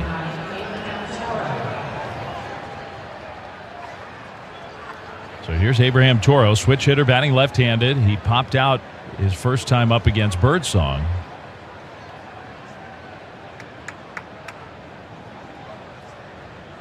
2 runs in and 2 on base for the Sox here in the third. Very high with a fastball. The Birdsong's command is evaporating fast.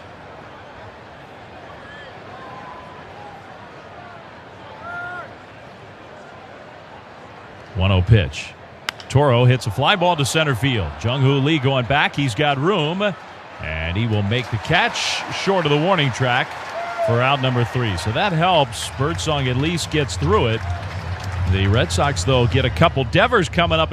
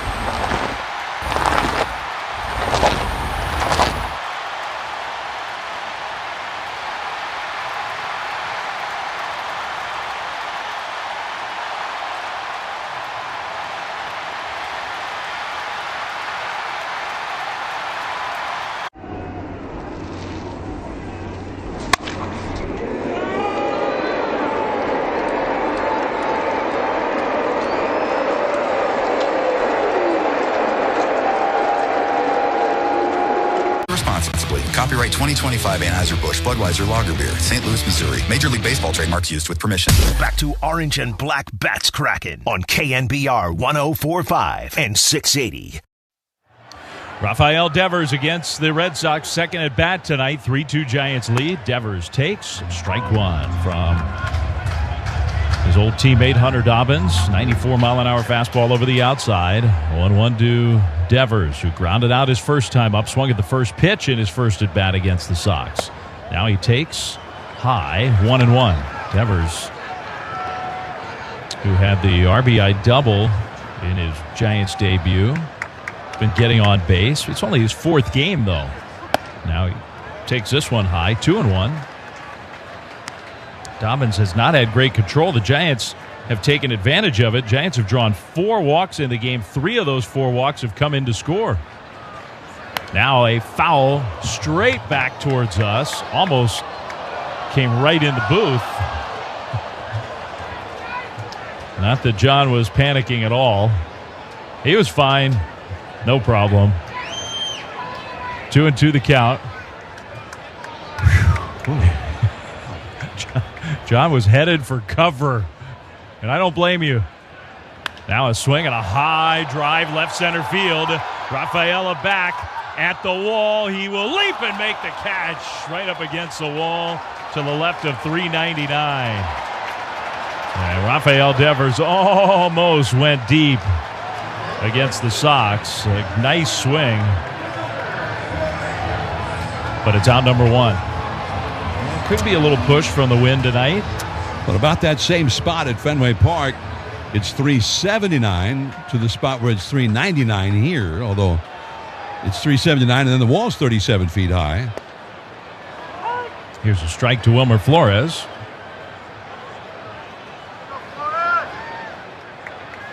So Devers almost got one. 1 out, nobody on. Wilmer pulls one down the left field line, but that'll hook foul. I used to listen to my brother all the time talk about Devers doing Red Sox games and say, if you see him go to left field and hit the ball hard, that's a good sign that good things are coming. I think the Red Sox always felt like if he gets a swing or two off where he's geared towards the middle of the field. That sort of helps lock him in. So we'll see. He hit it 104 miles an hour off the bat, Devers did. Now Wilmer takes in the dirt. An 0-2 pitch. Bounces. It's 1-2. Flores, now he doesn't get credit for the run batted in, but with a runner at third, another successful at bat for Wilmer, who just saves his best for those moments. The error got the Giants their first run. Now he fouls this one back. A high fastball. Got a piece. It's a 50th pitch for Dobbins. Giants lead 3-2, despite the fact that they only have the one hit. The Red Sox have 3 hits and booming hits. Here's a pitch in the dirt. 2-2.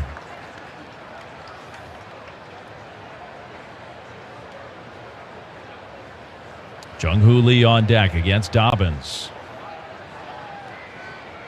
who winds, throws. Wilmer hits pop-up, got jammed on the infield. Trevor Story has played plenty of games here at this park from his days with the Rockies, and he makes the catch. 2 down. Let's pause here for station identification on the KNBR Northern California Honda Dealers Radio Network. This is the flagship of Giants baseball. Double play! KNBR and KNBR-FM San Francisco, the sports leader. Jung-Hoo Lee swings at the first pitch and lines one to center, caught by Rafaela, who's very good out there and had a good defensive inning. So Lee gone on one pitch, and the Giants are gone quietly in the third.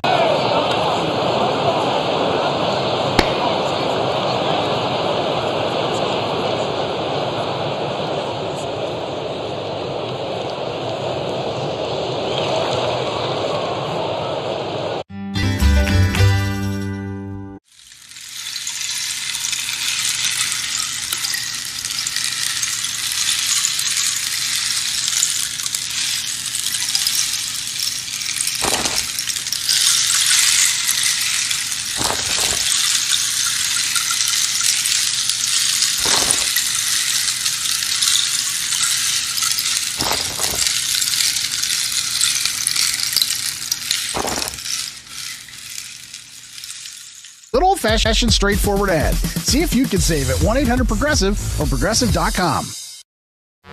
Now back to the Orange and Black on KNB 104.5 and 680. Strike one, Wilyer Abreu from Hayden Birdsong. Giants 3, Red Sox 2, 4th inning here in San Francisco, and now a foul back to the backstop. Abreu took a big cut. On a 95-mile-an-hour fastball, the count is 0-2. Birdsong just blew right through the Sox first 2 innings, and then the third inning went sideways. Trying to stabilize here. 0-2, fouled off to the left with a fastball. And he's leaning on that fastball a lot, I think, because he's fallen behind in the count with the off-speed stuff. He has not really consistently thrown the slider for strikes. Now a ball pulled fair. Inside the bag at first, down the right field line. It'll hit against the sidewall. Abreu's going to test Yastrzemski, whose throw is late. Abreu overslides the bag, but comes back and reaches to touch second base, and he's in there with a leadoff double. Well, he hit a hard ground ball on a curveball. It went down and hit it not that hard, but he hooked it just fair over the bag. And it hit the sidewall, and he had enough speed to make it into second. So the tying run is in scoring position. Nobody out. For Trevor Story, the Red Sox have 4 hits. The Giants still only have 1 hit, and it was an infield hit. The pitch.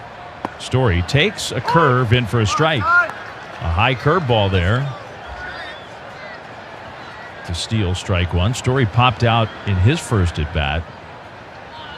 Abreu's got good speed. We just saw him show it off. He's at second. Now Story takes just off the inside a fastball, 1-1. Story was jumping out of the way like it was going to hit him. Giants 3, Red Sox 2. 4 hits, 2 doubles, and a homer among those 4. Swing and a miss on a high fastball. And he got that one up enough. Strike 2. As we come to you live from the Hawaiian Airlines broadcast booth. Red Sox offense looking powerful. These last couple innings, they have not been hitting. They've been winning, but they've been winning sort of Giants style without scoring a ton of runs. Story asked for his time. Now he's back in. Story has been swinging the bat much better. He's got 10 home runs. He swings here and fouls this one back. That fastball in on his hands. But he still had a pretty good cut. Red Sox are taking healthy, violent swings. 1-2. Here's the pitch. And did he go? Yes, he did. Strike 3. Story tried to check his swing, but Gabe Morales called that a swing. Watching the replay, I think it was kind of in that 50-50 zone. Curveball. Birdsong now he's throwing a few more curveballs, maybe figuring if the slider's not working, he'll try that one. So 1 out for Marcelo Meyer, left-handed hitter. The pitch. In the dirt, curveball and a beautiful block by Bailey. Man, he bounced that one several feet in front of home plate. Bailey did a great job to get his chest protector on that. And also the glove got a piece of it as well. And that keeps Abreu at second. He's there with 1 out. Giants lead by a run.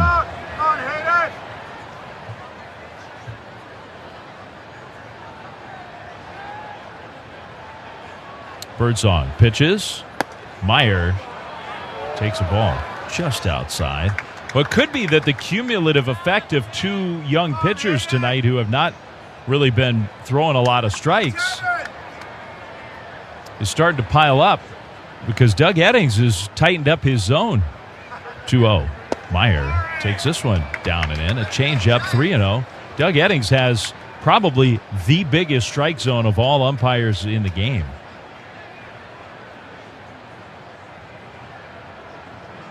Three ball, no strike count to Marcelo Meyer.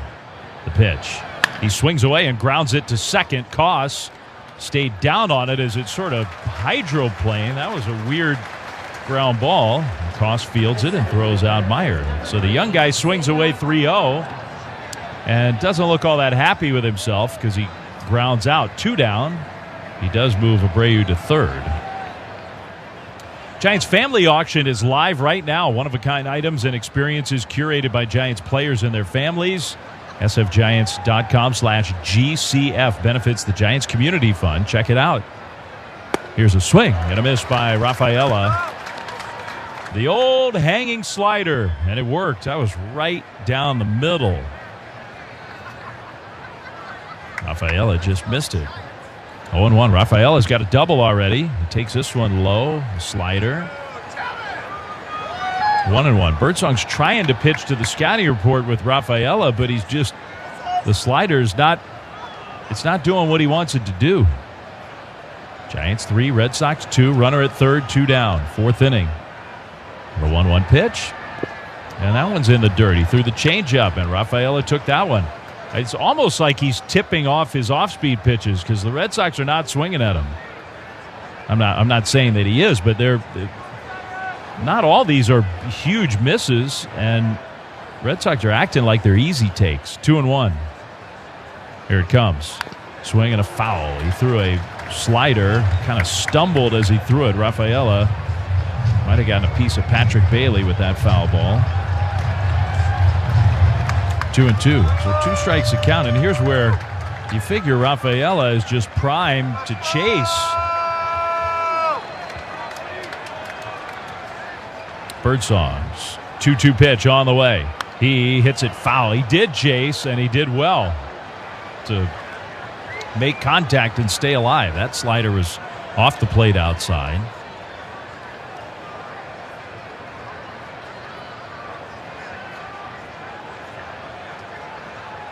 Birdsong trying to put him away. Here it comes. And did he go on a changeup in? No, he held up. That one came way in. Full count, 3-2.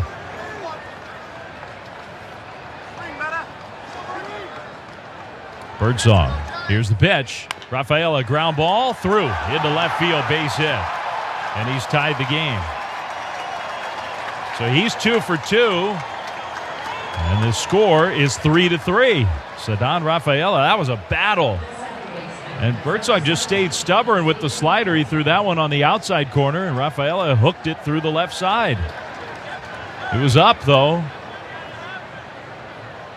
Not the spot where Birdsong, I'm sure, wanted that put-away pitch.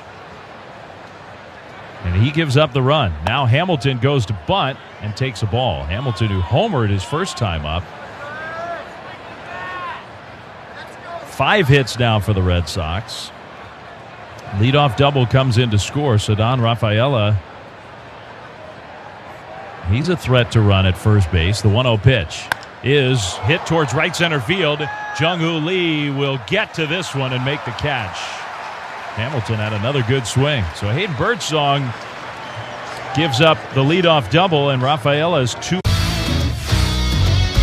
I'm going to throw out a restaurant kitchen term to you, and then hit me with the baseball one. I'll start first. Okay. Mise en place. Oh, mise en place. That is, as the chef, you put all your different ingredients out kind of before you start cooking, right? You got it, man. Yeah. That's the most important That's a tough one. I hear this one a lot because of my name, can of corn. Easy fly ball.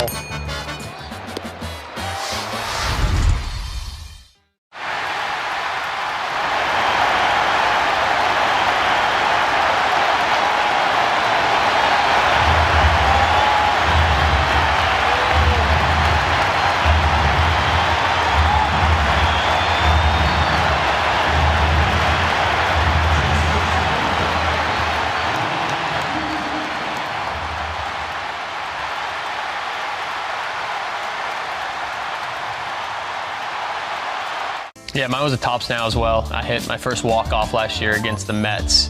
Jacob Young, Nationals win! Now he's got his first walk-off big league hit. Dad had bought a stack of them, and I was like, I think we can get these results, but he went ahead and bought a stack for himself. Like business cards. There you go. But it was awesome just to have that moment and have everyone so excited to have a picture of you is a fun moment. All on one platform, so you can focus on the moments that matter. See for yourself at RingCentral.com. RingCentral. Every moment matters. Check out Greg O'Donnell every Saturday at 9 a.m. for the O'Donnell Financial Hour. Gain valuable insights and strategies for achieving your financial goals. Every Saturday, 9 a.m., Greg is live answering all your financial questions. The O'Donnell Financial Hour, Saturdays at 9 a.m. here on The Sports Leader. Now back to the Orange and Black on KNBR 104.5 and 680. Ball 1-2, Willy Adames. Giants 3, Red Sox 3. Giants had a 3-0 lead. Now game tied here in the bottom of the fourth. Adames takes a ball off the inside, and the count is 2-0. Adames, who walked and scored a run his first time up. The leaderboard update sponsored by Bank of America, proud sponsor of the Junior Giants. He grounds this one to the left side, and it's going to get through. Base hit. Meyer, the third baseman, reached down, got a glove on it. It just ticked off the end of his glove. And on into left field. So leadoff single for Adames. He scored for the second straight time. That leaderboard update sponsored by Bank of America. Adames, 35 walks drawn. Yastrzemski, 35 walks drawn. They lead the Giants in that category. This time a hit for Willy Adames. Devers actually leads the Giants, but almost all the walks that he's drawn were in a Red Sox uniform. Ground ball up the third base line. Meyer fields behind the bag. His long throw across is not in time. He had a hard time making the exchange. It was going to be a very tough play. And I don't know that he was going to get him anyway, but once he bobbled, snatched it out of the air, but that bobble cost him any chance, and Casey Schmidt has a hit. Just didn't quite hit it hard enough to get it on down the line. If he'd gotten it past Meyer, it could have been an extra base hit for Casey. So this part of the order, this is where the Giants have gotten some good production. Adames and Schmidt are aboard just like they were in the second inning. Now Bailey, he takes down and away. Ball one, a slider from Hunter Dobbins. By the way, the 21st out of the game ended the top of this fourth inning, sponsored by 21st Amendment's Hell or High Watermelon Wheat Beer. Summer in a can. Giants have their second and third hits of the game. They're not exactly stinging the ball. The 1-0 pitch is low. 2-0. And I think exactly what we were speculating about has happened. This strike zone has gotten smaller as the pitchers have struggled to throw strikes. 2-0 the count to Patrick Bailey. 2 on, nobody out. Bailey, did he go? No. And the pitch was called a ball, and that one looked to be on the corner. So Narvaez looks a little frustrated. Dobbins is getting squeezed. 3-ball, no strike count with Bailey waiting. He takes a strike. Just kind of took that one, looked like to me taking it all the way. You got the ninth place hitter Christian Koss on deck and a very good hitter's count. Here it is. Bailey takes ball 4 outside. Fastball misses. So Bailey walks for the second time in the game. The bases are loaded with nobody out, just like they were for Koss in his first at bat. And Koss, he hit into a double play, but that it doesn't totally describe what happened. Koss has the hardest hit ball of the game for the Giants. That double play ball was a low liner at 108. Here he checks his swing on a ball inside, and the pitch glances off his bat and ricochets foul. So instead of a ball, it's a strike to Koss. Adames at third, Schmidt at second, Bailey at first. The 0-1. Koss, ground ball, left side. Over to field it. Meyer to second one. The throw to first. Got him double play. A run does come in to score. Adames is in, and it's 4-3 Giants. Koss has got to be frustrated. 2 different plate appearances with the bases loaded and nobody out, and both times he hits into a double play. So he doesn't get a run batted in. The Giants do score to go ahead. Koss has got good speed. He made it close. Here's Yastrzemski. Curveball low. We haven't seen many curves from Dobbins. Yaz has walked and had an infield hit. So he's been on base twice. A hit here would add a run. You got Schmidt at third, 2 down. The pitch. Yastrzemski takes a strike. 95-mile-an-hour fastball. Somehow the Giants are finding a way here tonight to get runs home. 1-1. That one called a strike on the outside, a backdoor slider. It's 1-2. Hasn't always been pretty, but the Giants have the lead back.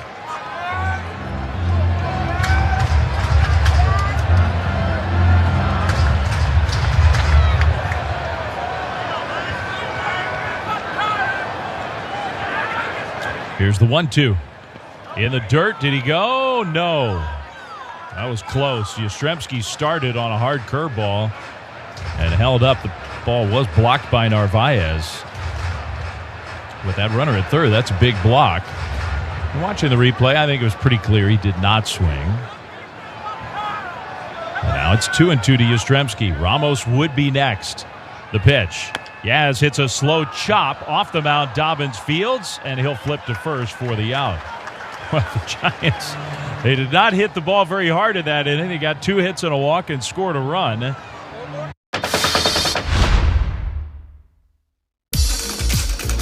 From about 1905 to 1925 or so, teams actually issued cardigans as part of their team uniform. In that era, knitwear was actually having a heyday in sports.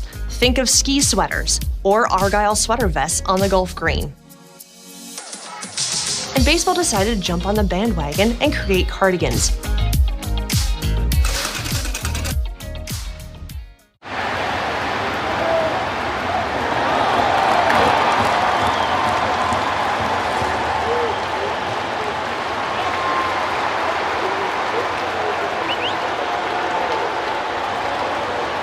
A lot of baseball fans have some familiarity with the T206 American Tobacco card set. course, features the famous Hannes Wagner card. What we have here are 3 cards from the lesser-known T205 set, which really was a successor to T206. T206 came out in 1909. These 3 cards, as part of the T205 set, came out in 1911.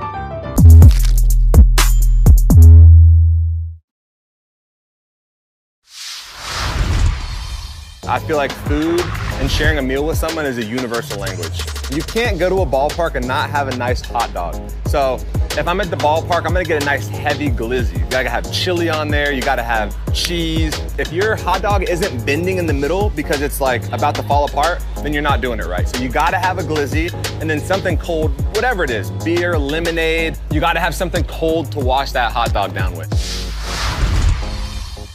More. Get a quote in as little as 6 minutes at ProgressiveCommercial.com. Discounts and coverage selections not available in all states or situations. This is Giants Baseball on KNBR 104.5 and 680. 5th inning, 4-3 Giants lead. Here's John Miller. And a ball to Jarren Duran, the leadoff man for the Red Sox. Left-handed hitter. He has popped out to third and singled. Now he takes a fastball on the outside corner from Birdsong for a strike. Narvaez, a right-handed hitter, is on deck, and then Roman Anthony due up third in the inning, and a bouncer hit foul off to the right over toward the Boston dugout. Giants with 4 runs on 3 hits. All of their hits have been infield hits. They also have drawn 5 walks against Dobbins, which has helped their cause considerably. 1-2 pitch off the inside with a fastball. 2-2. The Giants, just the sheer numbers of base runners, they've gotten 4 runs home and they lead. Now here's the ball down and in, a curveball missing. 3-2 the count. Now Duran, one of the fastest runners in the game. 3-2 pitch. Ground ball right up the middle and through for a base hit. The second baseman, Cause, was playing Duran to pull, so he had a long way to go, and the ball would not hit all that hard. Back to his right, but he even made a dive for it, but it was through. So Duran gets a hit, and again, for Birdsong, trying to get anything over the plate with a break to it it's just not happening. So here is Narvaez. 14 steals this year for Duran. And Narvaez takes 2 high with a curveball. 1 ball and no strikes. Giants 4, Red Sox 3. This is the top of the order. Duran got 14 steals. He's been thrown out 5 times. On the bag with him, Wilmer Flores. And a throw to first by Birdsong. Duran dives safely back in. Red Sox, Duran got 14 steals. Hamilton's got 12. Story has 11. Rafaela has 10. The 1-0 pitch. And that slider is low. So he started Narvaez with 2 breaking balls and neither a strike. And Narvaez has not swung at any of them. He has struck out his first 2 at-bats. Up for the 3rd time now. We're in the 5th inning. The Giants ahead 4-3. Pitch on the way. A foul out of play off to the right.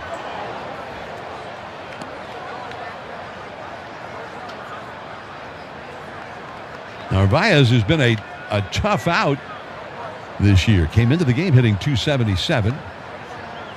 His OPS is a little over 800. And he's got a .364 on base average. So got a pretty good eye. Gets a lot of walks, and he hits with some power. Opened up stance, right-handed batter. 2-1 the count. The pitch on the way. Curve popped up out into left center. Over to his left. It's more like a medium fly ball out there, not just a pop-up. But over and under it to make the catch, Elliot Ramos. And that is out number 1. Meanwhile, just in case the Giants get action going in their bullpen, the right-hander Sean Jelly has started to throw. Been a long night for Birdsong already. He's thrown 77 pitches with 1 out here in the 5th inning. Here's Roman Anthony. The runner goes. The pitch is thrown down to second. The tag. Safe! Fadeaway slide toward the center field side of second base by Duran. He gets his 15th steal of the year. The Giants are checking with their video room in the clubhouse. It was a head-first slide by Duran. He was on the bag. And you wondered if, because the hand hit the front edge of the bag, and then it kind of slid across the top of the bag after that. The tag was applied by Adames, and he stayed with him. But I guess he never lost contact with the bag. And there's a shot right up the middle. Base hit on the very next pitch. Coming around third, heading home is Duran. Here comes the throw in from Lee. It's way off line, and then the throw to second by Bailey is wild and into center field. Stopping at second, though, is Anthony, and the Red Sox have immediately tied the game, and the Giants just kind of fall apart. Jung-Hoo Lee overshot his cutoff man, and Patrick Bailey went way out. The throw was also way off line. He went way out to catch it and see if he could get Anthony heading for second base.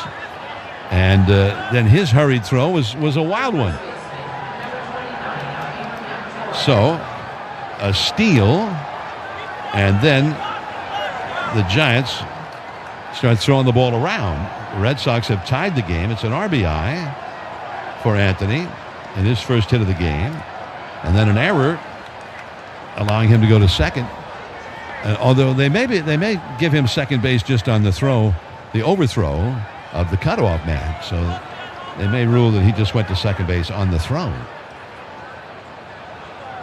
So there may be no error charged on that one. Toro takes a strike. Switch hitter batting left-handed. Now he takes one in the dirt, knocked down by Bailey, and the ball rolls up the third baseline about 25 feet or so. He scrambles after it and keeps Anthony at second base.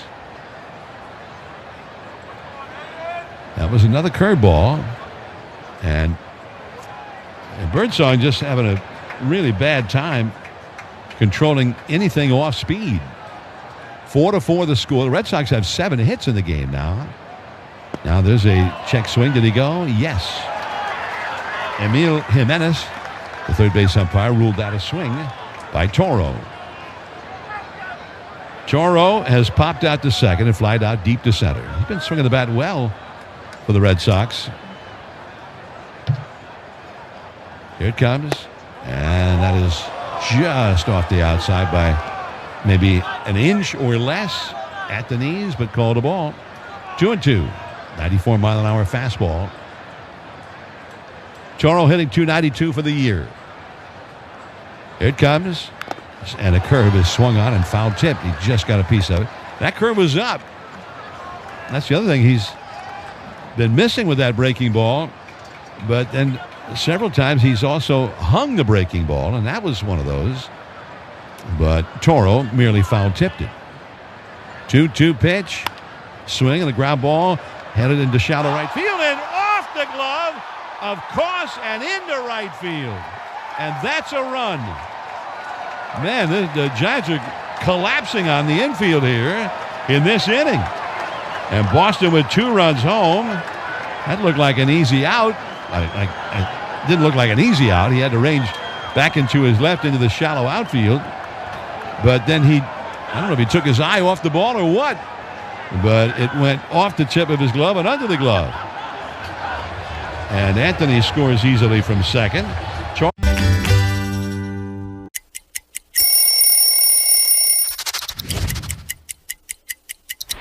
All right, so here's the Mets home jersey.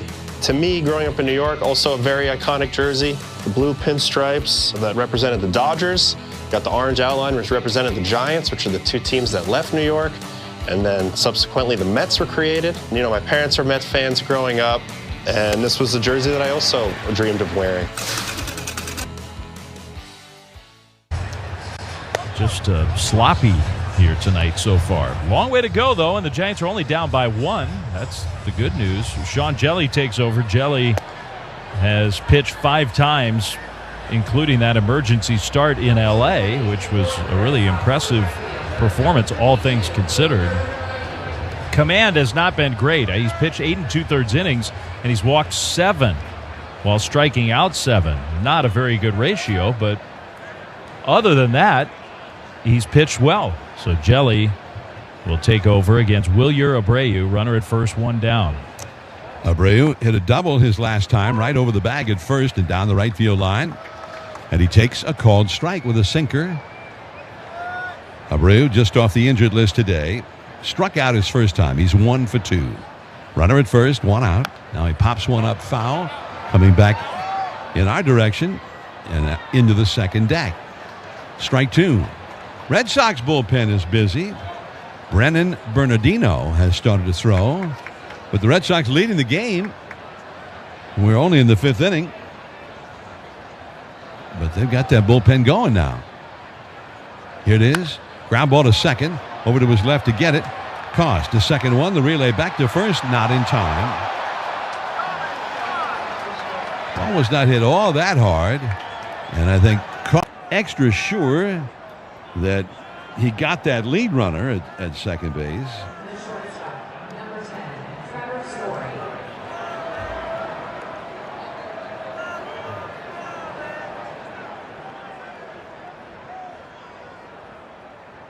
So 2 down, and here is Trevor Story. So now Abreu at first. Abreu runs well. Story has fouled out to first and struck out, and he takes very high for ball 1. 5-4 Red Sox.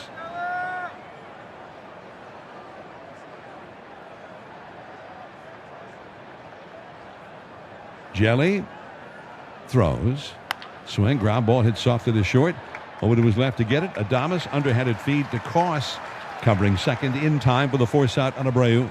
And the inning is over. But Boston gets 2 runs, one of them an unearned run, to go ahead.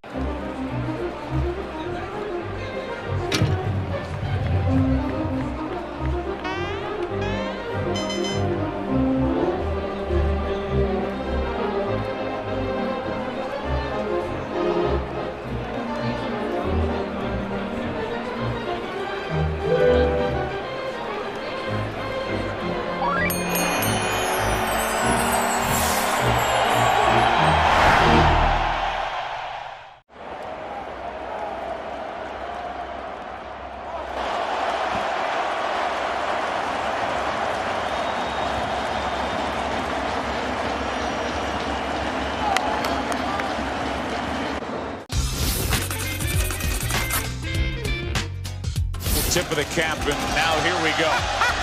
He gets Larry Walker, and here he is. He's going to face him right-handed. Why not? He looks like a catcher hitting. And now he's back to the left side, and a 2-out walk. So Walker reaches base after that first pitch that was like the flyby here right after the anthem.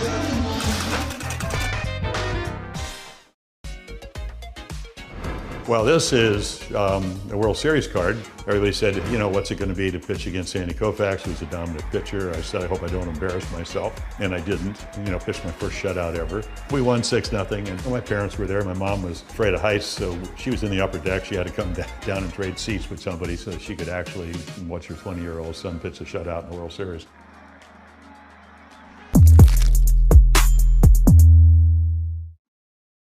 An RV and more. And if something wasn't mentioned that you had in mind, find out if it can be covered at Progressive.com or 1-800-PROGRESSIVE, because it probably can be.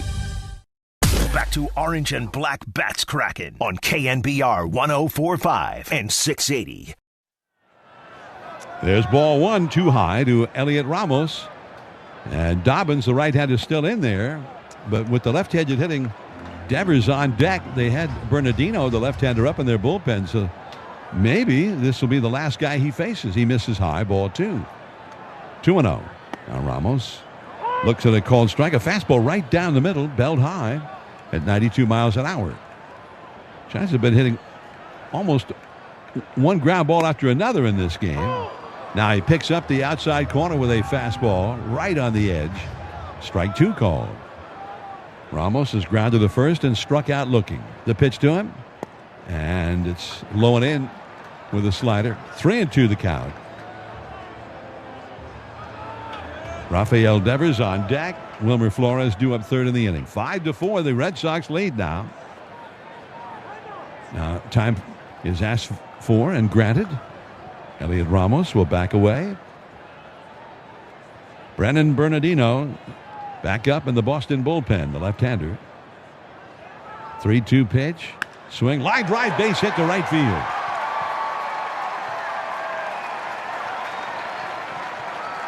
One of the hardest hit balls of the game for the Giants. And here comes manager Alex Cora. Well, he's not going to give Rafael Devers a third try against this right-hander, Hunter Dobbins. He is called to the bullpen for the left-hander, Bernardino. Runner at first, nobody out. In the last of the fifth inning, Boston ahead 5. If you want a Cy Young, 73, 5, and 6, I've got an extra 5. And then it says, has worked as a TV commentator. You know, and I did start back in 1978. I did the Yankees and the Red Sox playing the one-game playoff. And ABC said if the Yankees win, Reggie will play, and then you'll go broadcast with Howard Cosell and Keith Jackson. And that's how I started my broadcast. And that's the Bucky Dent home run. So every time I see Bucky Dent, I go, thank you for making me a broadcaster.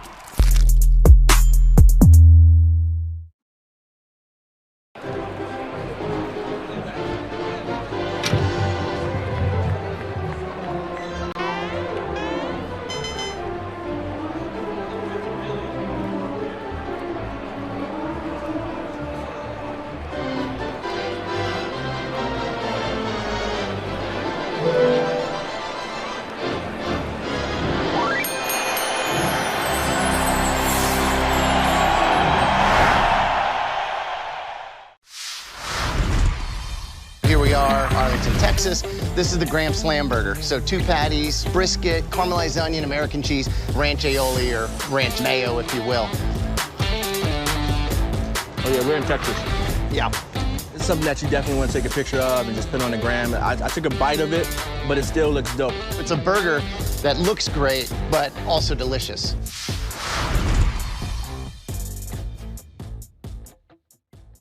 '28 innings. So they use him as a real situational kind of lefty, maybe to get an out to finish an inning. Not often as a real long reliever, but again with the full fresh bullpen, I think they're happy to use him for this at bat with Devers, and then you got Flores and another left-handed hitter, Jung-Hoo Lee, and maybe that would just be it, no matter what happens for Bernardino. So here we go. Ramos at first, nobody out. Devers stands in. Lefty versus lefty. Devers with that wide open stance. Nobody at third base for the Red Sox. And the throw to first. And back to the bag easily is Elliot Ramos.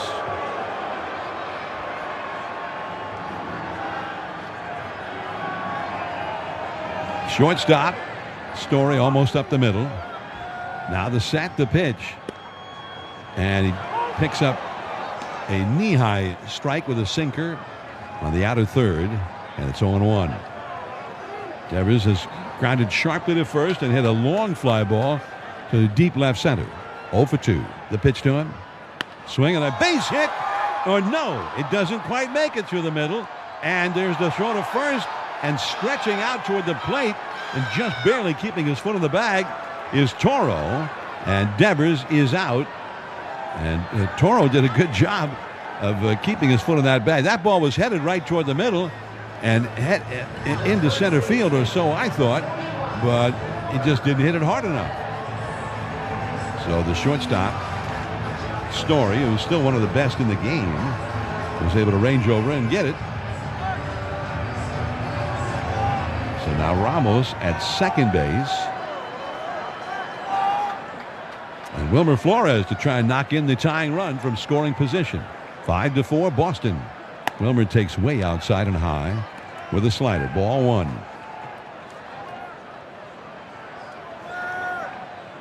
Flores hit a soft liner to the second baseman that was dropped his first time, and a run scored. That was the first run of the game.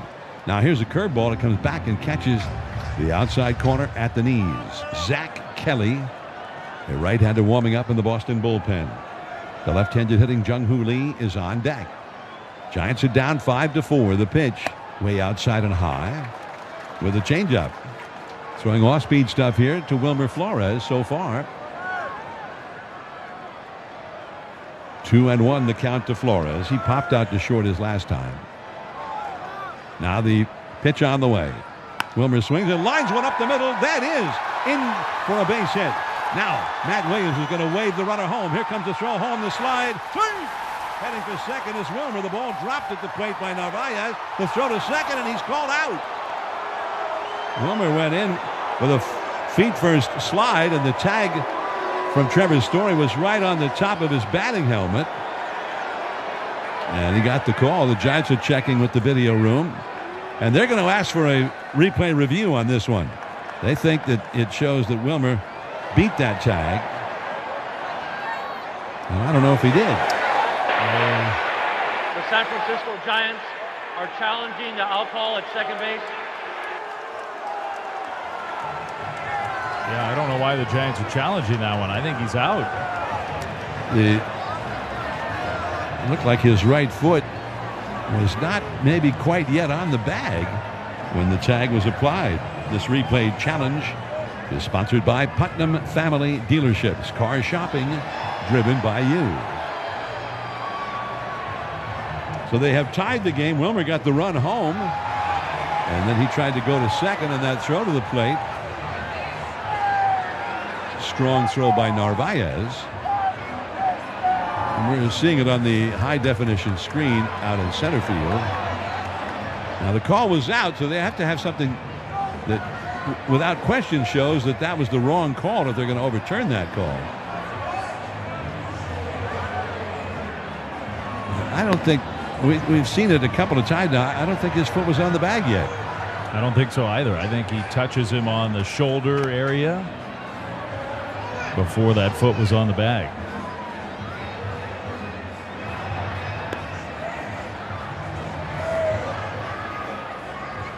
Now, had the call been safe, that might be a different story. Well, here's the call from New York. After review, the call stands. The runner's out. San Francisco loses the challenge.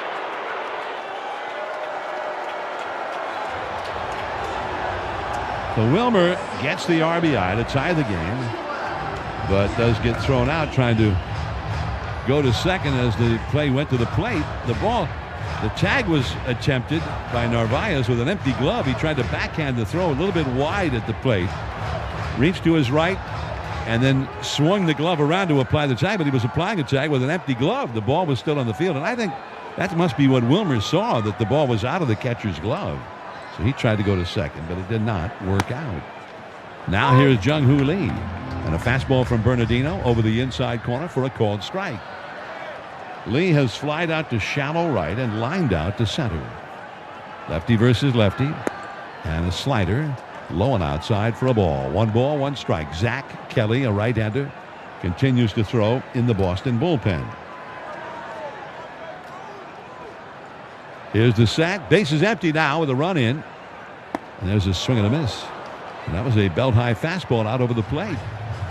1-2 now. Jung-Hoo Lee, man, he is really due for a hit or several. His batting average is down to .257. Now he fouls one out of play off to the left. Off the facing of the second deck into the camera position that is fastened to the facing of the second deck. 5-5, fifth inning. 2 down, nobody on. And the left-hander throws. Lee swings and hits a fly ball foul off the left field line. Back into the crowd, and just an emergency kind of a hack right there.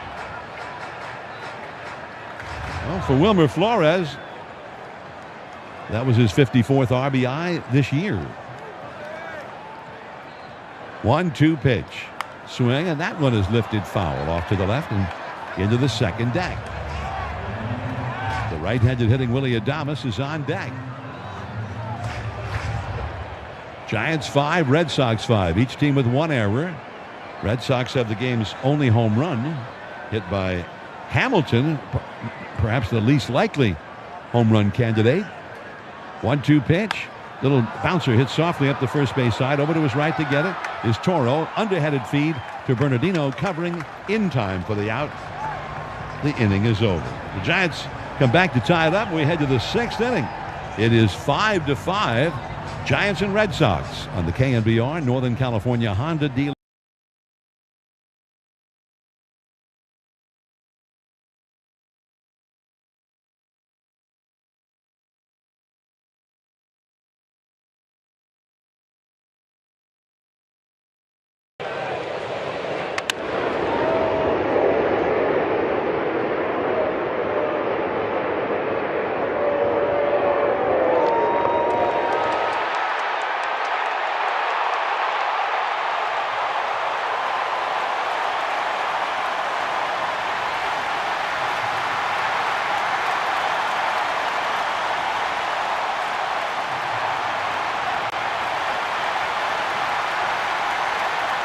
It is a 1933 Gaudi Babe Ruth card.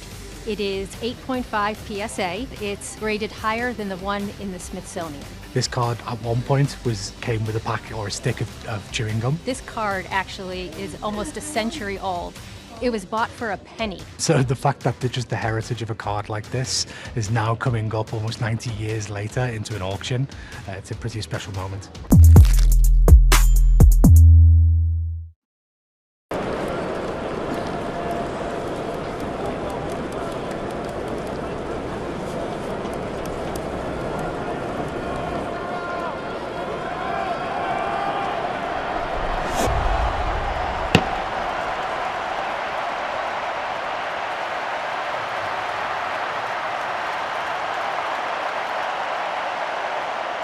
gas and then call 911. First responders will make it safe. To learn more, visit pge.com/safety.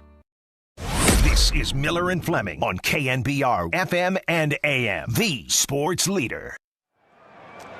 It's the 6th inning now here at Oracle Park. Giants 5, Red Sox 5. And here is Marcelo Meyer, and he takes a called strike from the right-hander, Sean Jelly. Jelly in relief of Hayden Birdsong. 5-5 the score. Now he's off the inside with a cutter. 1 ball and 1 strike. Meyer has grounded out to first, and he has grounded out to second. A lot of action in the first 5 innings of this game. Now there's a fastball very high. 2-1 the count. Meyer hitting 7th in the Boston batting order, and he'll be followed by Ceddanne Rafaela and then Hamilton. And Rafaela and Hamilton, man, they have been huge. Swinging the ground ball past third. Just barely foul. Woo. Just slapping at that one and hitting it sharply. And it almost got tucked right inside the bag, but it hit just outside the bag. Foul. I think if it had been a fair ball, it would have hit third base. 2-2 pitch. Swing, and there's a bloop along the left field line, twisting back and foul. Hits the warning track along the side and bounces up and off the netting over there. Well, this Sunday, the first 20,000 fans will receive a Jung Hoo Lee hooded jersey before the Giants-Red Sox game. Pick up the jersey presented by Life Plus and represent Jung Hoo Lee in style. Go to sfgiants.com/promotions. Now a swing and bouncer up the first base side. Wilmer's got it right behind the bag and trots to first for the putout. Meyer is now 0 for 3.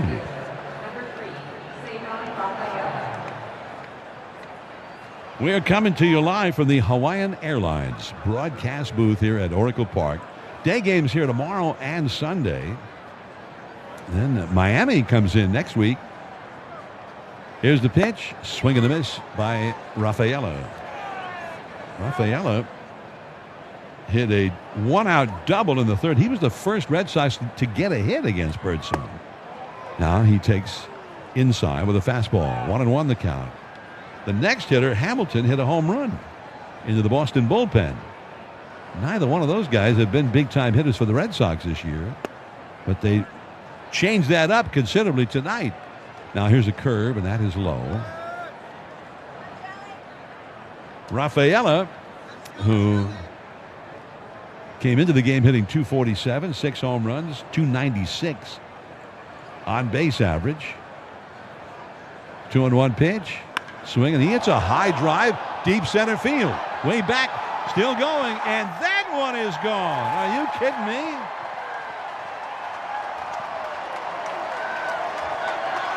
And Giants fans may be a bit shocked, but I'll guarantee you Red Sox fans are in disbelief. That was a hanging curveball. And Rafaela is 3 for 3, a double, an RBI single, and now a home run. The guy with 6 home runs all year in 239 at-bats before tonight. So Boston right back ahead, 6-5. And here is David Hamilton, and he takes ball 1. Hamilton hit a 2-run homer into the visiting bullpen his first time. Left-handed hitter, now he takes up and away for a ball, 2-0. Hamilton was hitting 172 at game time with 2 homers in 93 at-bats. His on-base average was only 206. Now he takes a strike. Birdsong did get him out in the 4th inning, but only on a line drive to right center field. 2-1 pitch. Line drive, base hit to right field. Man, these guys are taking batting practice against the Giants tonight. And here comes Bob Melvin. Eric Miller, left-hander, up in the bullpen. With 1 out, Rafaela hits a home run, I would say into the Giants bullpen, but really went beyond the bullpen for his 3rd hit of the game. And now Hamilton gets his 2nd hit, the guy hitting 172 again. If you want a Cy Young, 73, 5, and 6, I've got an extra 5. And then it says, has worked as a TV commentator. You know, and I did start back in 1978. I did the Yankees and the Red Sox playing the 1-game playoff. And ABC said if the Yankees win, Reggie will play, and then you'll go broadcast with Howard Cosell and Keith Jackson. And that's how I started my broadcast. And that's the Bucky Dent home run. So every time I see Bucky Dent, I go, thank you for making me a broadcaster.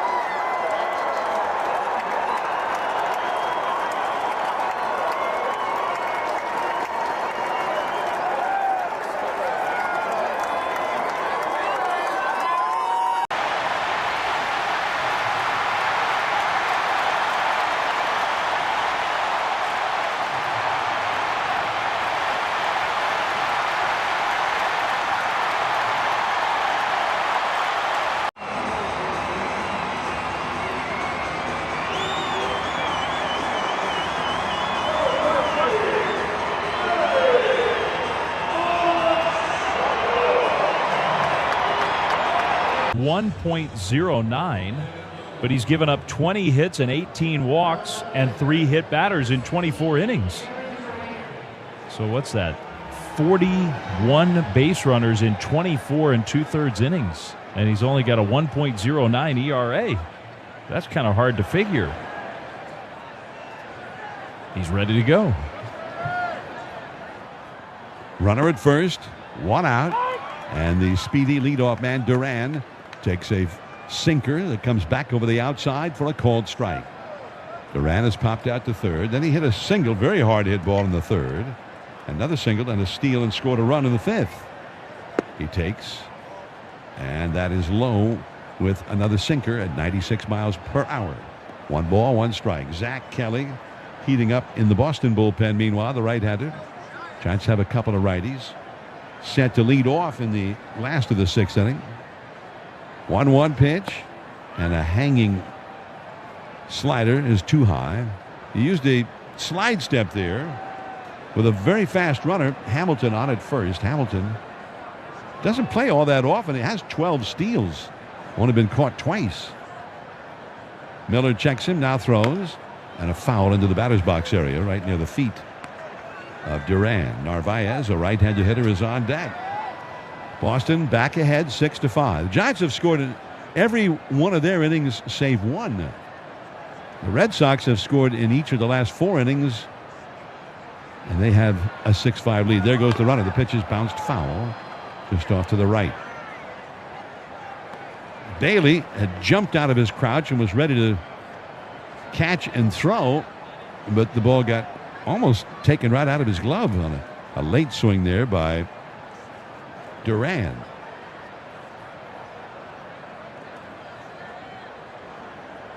Duran hitting .262 for the year. Middle infield, double play depth. And Miller holding the pitch off the outside with a fastball. And it's 3-2. He was brought in to face this left-handed hitter from the bullpen. He's gone as far as he can go with him now. 3-2 the count. We'll keep an eye on Hamilton. He may well be running. And Miller makes a throw to first. Easily back. Hamilton. Not a lot of deception in that pickoff move by Miller. Miller brings his hands together at the belt. Looks at the runner at first. He's not running. The pitch is swung on and missed. He struck him out with a slider.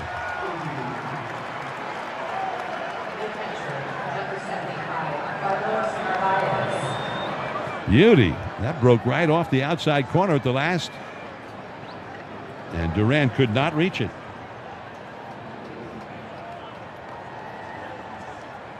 Two down in the inning, and here is Narvaez, the right-handed hitter. He has struck out twice and flied out to left center. The pitch to him. Low and in with a changeup. Ball 1.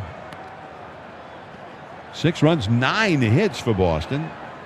5 runs and 5 hits for the Giants. Each team has made an error. Runner at first, 2 down. Miller throws way outside and high. Missed badly with that fastball, and now it's 2-0. He's using the slide step here, but only occasionally is spotting pitches where he wants them. The wind has really calmed down considerably. Now the stretch. Here's the pitch. Swing, and there's a bloop into shallow left field. Racing in and making the catch. Elliot Ramos. Great break, and he caught it. But Boston is back ahead. The Giants have Adames, Schmidt, and Bailey.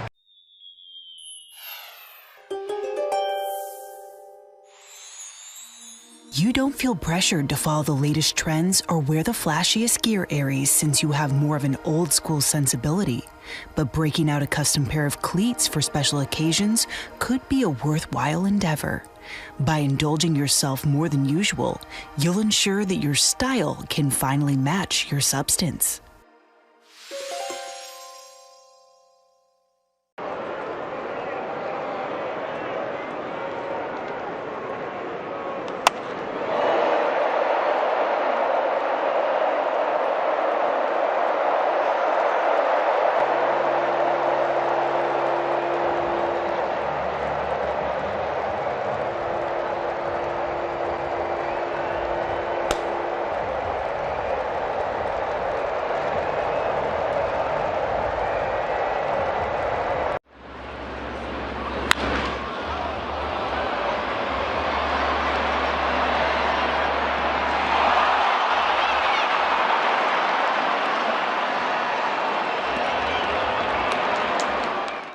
That's my security right there.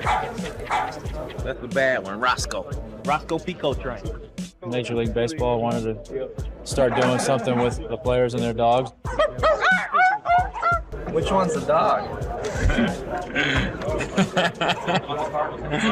I was undecided on whether to do a dog card or not, but my wife pushed me in the back and she wanted a famous dog, so she told me to do it. To adjustable coverages and even payment options, Progressive Commercial makes it easy to get what you need. Quote today in as little as 6 minutes at progressivecommercial.com. Giants fans, stream the sports leader on the all-new KNBR app. Now back to the Orange and Black. Right-hander Zach Kelly coming in. Kelly at times has had a hard time throwing strikes. He's got a 6 earned run average in 13 appearances, 18 innings, 18 strikeouts. but 7 walks. Walks have been a big part of the Giants' offense tonight. They're once again down by a run. Back and forth, crazy game. 6-5 Red Sox, bottom 6. Right-handed batting, Willie Adames stands in and takes a called strike. 96-mile-an-hour sinker on the inside, belt high. Adames has walked and singled, and he scored 2 runs. The pitch on the way.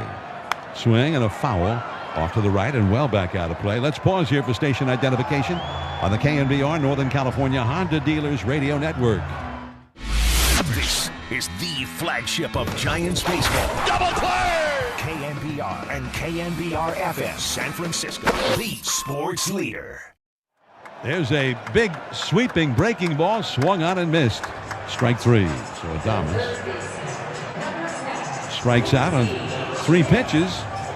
1 away. That was a big, hard breaking ball. Well thrown. It started like it was in the strike zone. Just the way you want to throw it with 2 strikes. Then it broke. And it might have been even a little bit higher than he wanted it, but it broke off the plate. Now here is a high fastball called a strike to Schmidt, and Schmidt thought it was too high. Schmidt has walked and scored a run, and he's had an infield hit down the third base line. 6-5, the Giants are trailing. And the pitch. Schmidt takes, and there's a fastball. No question about that one. That was on the inner third. Just a little bit above the knees, so the count is 0-2. Sox bullpen has a left-hander now, Justin Wilson, warming up. Here's that hard breaking ball down to the way, taken by Schmidt, who was on deck. And he saw Adames swing and miss at that, and Adames gave him a little scouting report. Well, he got one, and he took it. The 1-2 pitch on the way. And low and outside with a fastball. It wasn't that far off the outside, and maybe not even off the outside. 97 miles an hour. It just was a little bit low, but well away from the target of the catcher Narvaez. 2-2 the count. Infield swung toward the third base side, playing him to pull. Kelly pitches. Swing and a miss. He struck him out. That was a big sweeping breaking ball in the strike zone.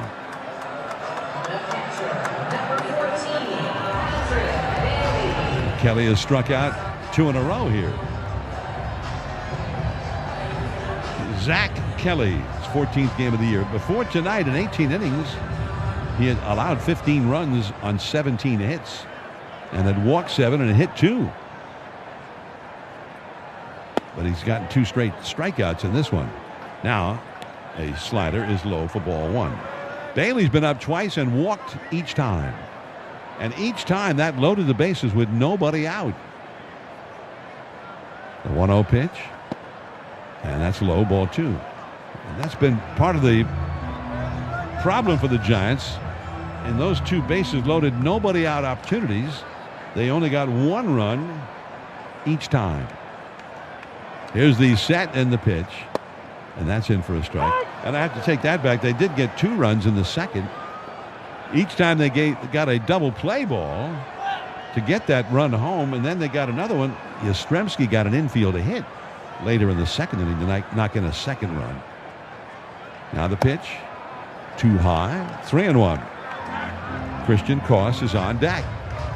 Giants are down 6-5. They've had base runners in every inning save the third, an inning where they went down in order. They have 2 down and nobody on here. And there is a called strike 2. That was in at the knees. Not a fat pitch to hit on a 3-1 count. So Bailey took it. Now he'll have to swing at anything close. Using his torpedo bat, choking up a little bit with 2 strikes. 3-2 pitch.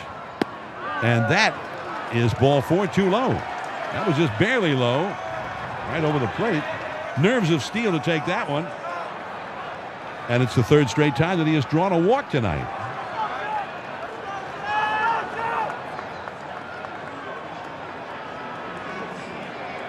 Now Daniel Johnson, a left-handed hitter, comes out of the dugout, and he's going to be the pinch hitter for Christian Koss. The Giants have an extra bat tonight. Justin Verlander was placed on paternity leave. He and his wife, Kate Upton, proud parents of a new baby today. Congratulations to them. And as Verlander was a starting pitcher anyway, the Giants brought up another hitter. All right, I got a couple packs of 1986 Topps baseball cards. Let's open them up and see who's in here. I love the bubble gum. Oh my. Tom Seaver, but with a White Sox uniform on. The franchise for the Mets. I played with him in 1983, my rookie season. I was just in awe with these guys when I saw them in spring training and got a chance to play with them. Baseball cards of memories.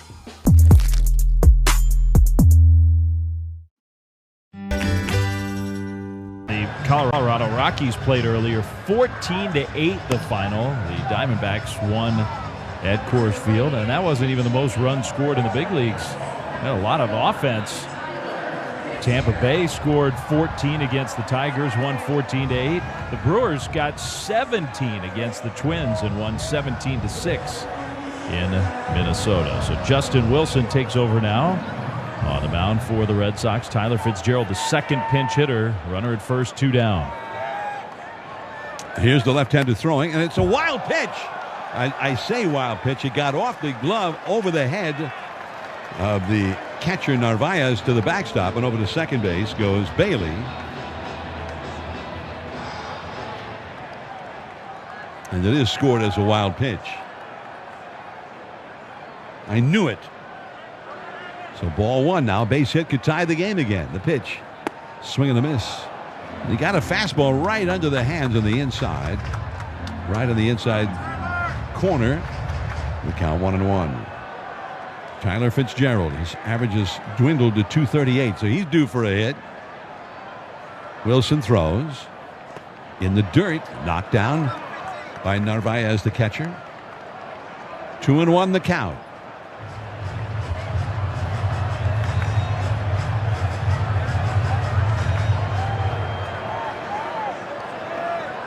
Red Sox 6, Giants 5. Bailey the possible tying run at second with 2 down. And here's the pitch. Swing and a miss. That was a slider. Down and in. And it's 2-2. Now Fitzgerald asks for timeout. The Boston infield shaded toward the third base side, especially the second baseman Hamilton well over toward the middle. The pitch on the way. Swing and a miss. Well, 3 swings and he never made contact on any of them. 1 man left, and we head to the 7th inning.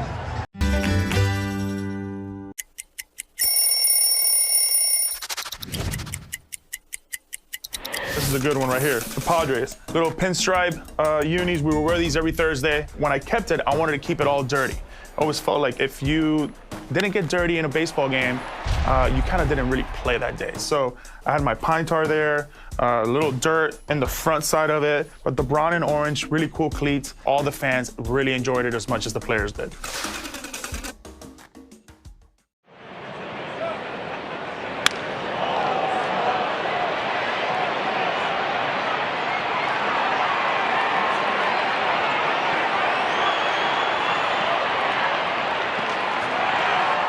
Upgrade to clean water with the LifeSource Whole House Water System during their summer special. Call 1-800-WATER-99 or visit LifeSourceWater.com. Warranty limitations apply.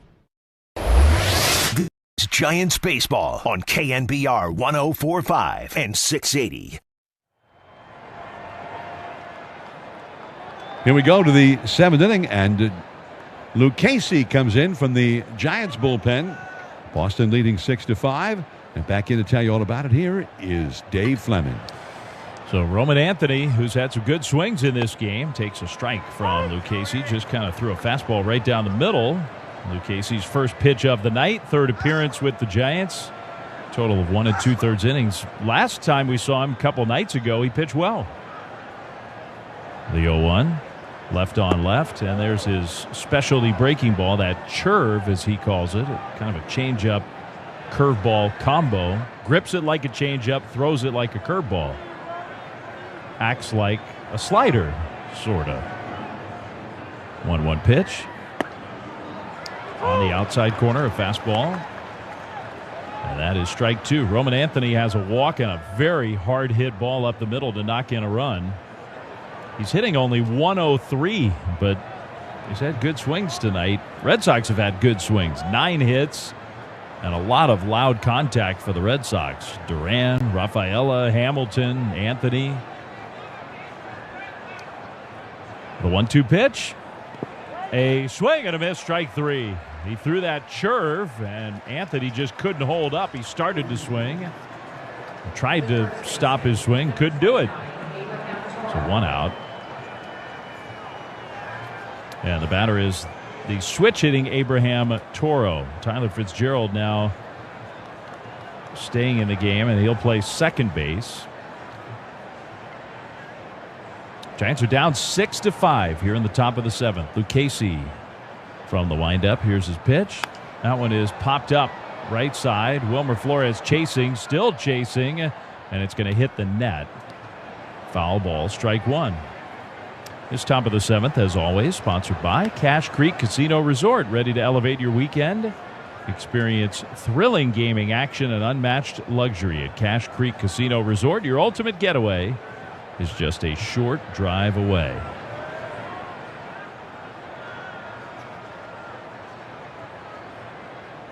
Oh, and 1 to Toro. The pitch.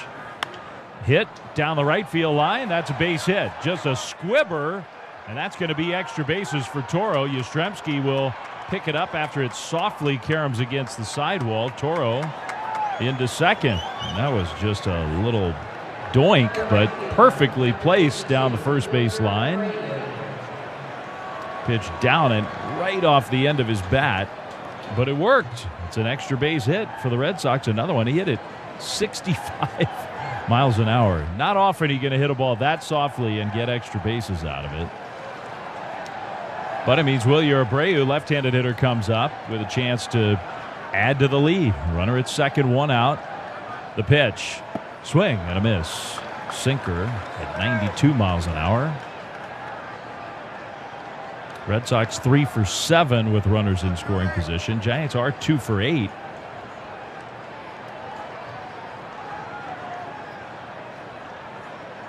Oh, and 1. The pitch. Hit up the middle. Base hit. Another one not hit very hard. And he just kind of hooked one through the middle. Around third is Toro, and he'll score. Well, you got to give him credit for putting the ball in play. Fitzgerald was playing him to pull, and he hit it toward the middle. A curve down and away, and probably not even a strike. Almost like a one-arm swing by Abreu. And now Lucchesi's coming out, and Bob Melvin's going back into his bullpen. Ryan Walker has been warming up. Well, that was a little bit of bad luck for Lucchesi. Neither of those balls were hit very well, but it's a run for the Red Sox. They lead 7-5. Oppo Taco. I'm going to guess it's an opposite field, upper deck, maybe something like a... Yeah, home run to the opposite field. Yeah. You got it. This is a good one, a hack. I don't know. I mean, is it the same as like the layman's term hack, like a bad chef? You've guessed correctly. Okay. Someone's a hack, you know, someone that's just mailing it in. Yeah. They're not putting their heart into it.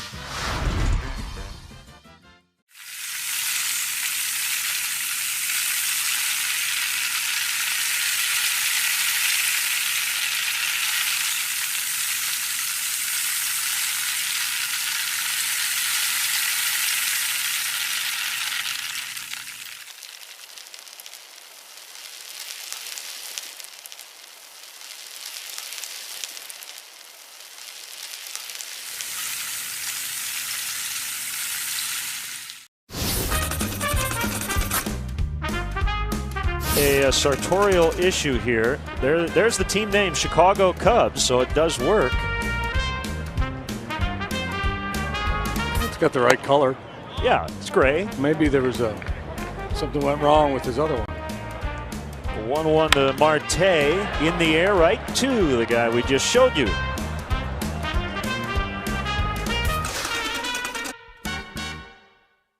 had a lead, had a chance to win the game.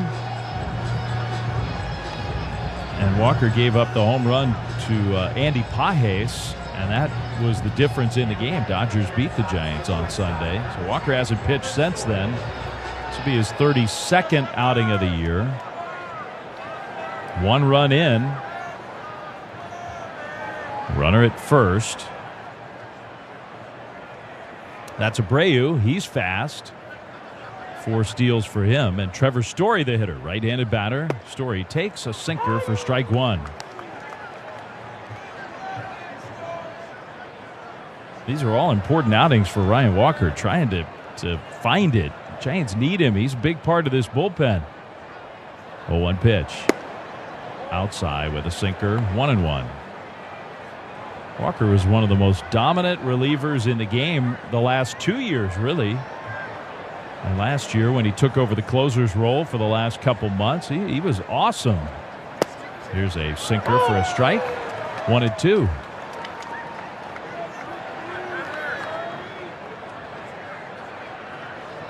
And he's throwing hard. He looks healthy. Just has had a harder time, especially, I think, with that slider. That's been a finicky pitch for him this year. Trevor Story waiting for the 1-2 pitch. Here it comes. Swing and a miss. Strike 3. That was a slider. Strikes out Story. 2 down. 7-5 Giants trail here in the 7th inning. First game of this 3-game series.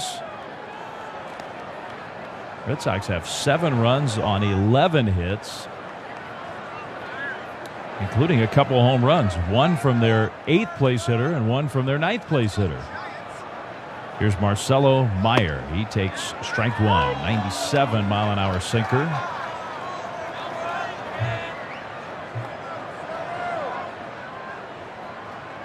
Abreu still over at first, being held by Wilmer Flores. The pitch. That's strike 2. Right at the knees. 0-2. Another one at 96, 97. Jung-Hoo Lee playing slightly for Meyer to pull the ball. Big gap in left center. There goes the runner. The pitch taken for a strike. The throw was made anyway, but it's called strike 3.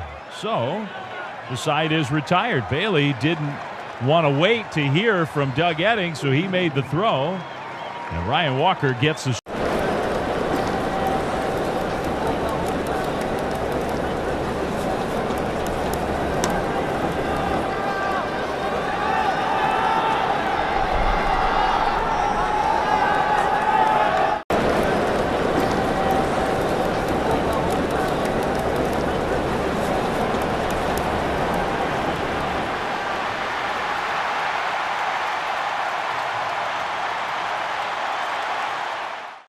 I'm Jonathan Mayo, and for more than 20 years, I've traced the path of baseball's rising stars, navigating the back roads of the national pastime and basking in the glow of small-town America's spirit, where the team is woven into the fabric of everyday life, where it's more than just a game. It's a celebration of the people, the traditions, and the culture that give these places their soul. This is Grassroots.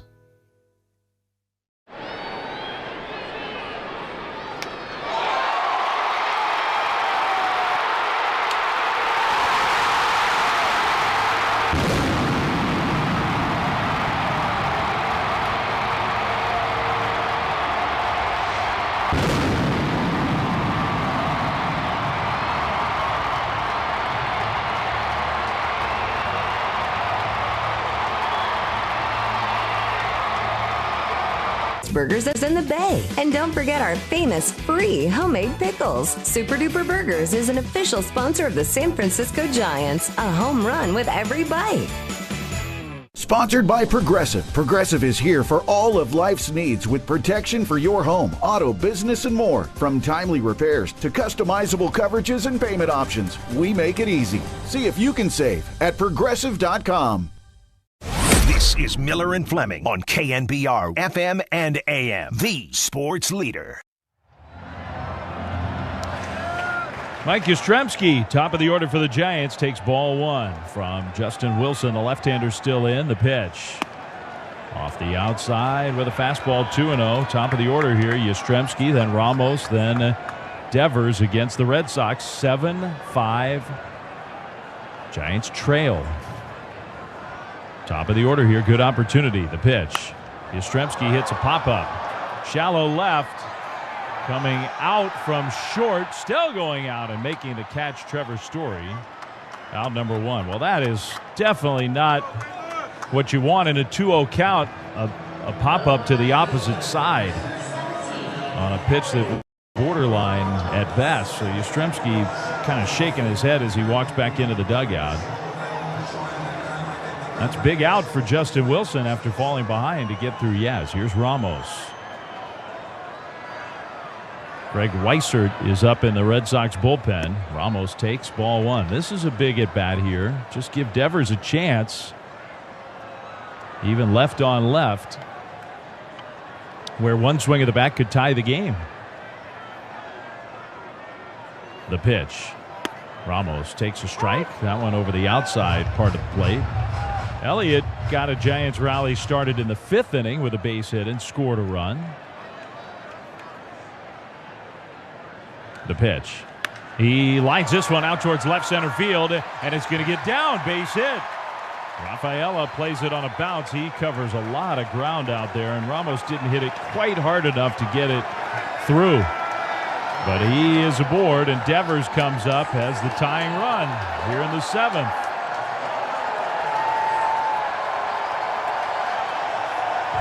Second hit for Ramos. Devers 0 for 3. He's grounded out twice. In between those, he hit a ball to the wall in left center field.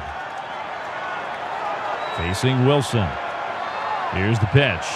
He swings and misses. A high fastball, and he kind of shakes his head. He chased one there. And you could understand if Devers is a little over anxious against his old team for the first time tonight.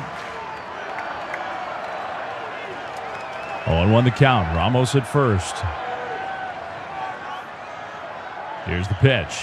Devers fouls it back. Wow. He had a vicious cut at a high fastball.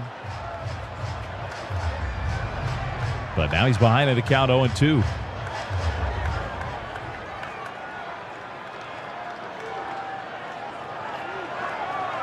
Devers. Behind 2 strikes. Wilson looks to first. Down pitches, and Devers hits a fly ball. Center field. Rafaela back with room. He'll circle in now and make the catch. Short of 399. So Devers. That one got in just enough, I think, under his hands. He's retired 2 down, and that's going to do it for Wilson with Weissert ready here in the 7th. Alex Cora is coming out again. Wilmer Flores is the hitter. When it's time for a change, think Speedy, oil change, and auto service. Trouble light on, we can fix that. Well, we figured out that...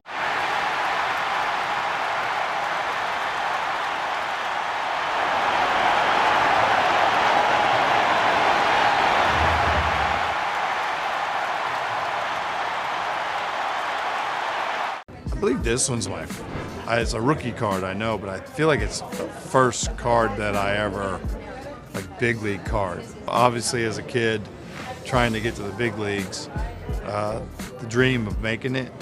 But as a kid that had cards, right, as a kid, this is like seeing your card the first time is pretty cool. So that's pretty powerful when you see that card. Hank Greenberg helped popularize the first baseman's mitt, holding a massive 13-inch pocketed glove. That was quickly banned, reducing the maximum size to 12 inches. Paul Richards also developed a black hole-sized catcher's mitt. This ginormous thing, measuring 42 inches in circumference, was known as Big Bertha, or the Elephant, for its massive size. It was swiftly outlawed as well.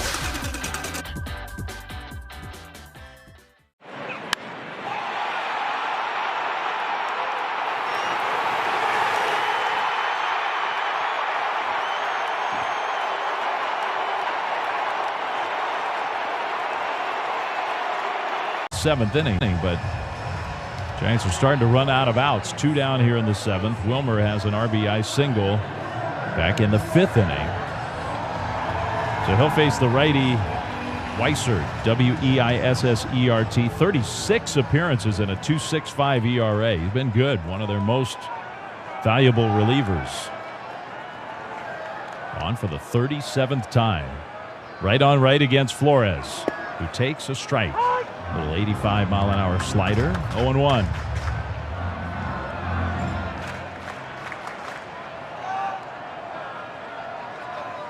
.257 batting average for Flores. Here's the pitch.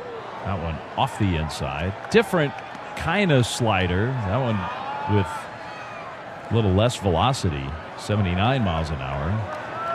And he missed with it. 1-1. Here's a big opening on the right side of the infield. The pitch. Flores checks his swing, takes the harder slider. Back at 86 again, and it's 1-2. You can already tell it's only a few pitches, but Weissert, part of the reason he's tough is the ability to use those 2 different breaking balls. 1-2. He throws. Flores chops one to third. High hop from Meyer, who throws across in time to get Wilmer. And the inning is over. Giants get that hit from Ramos, but no runs. We go to the 8th. The bottom of the order. Those are the big hitters tonight for the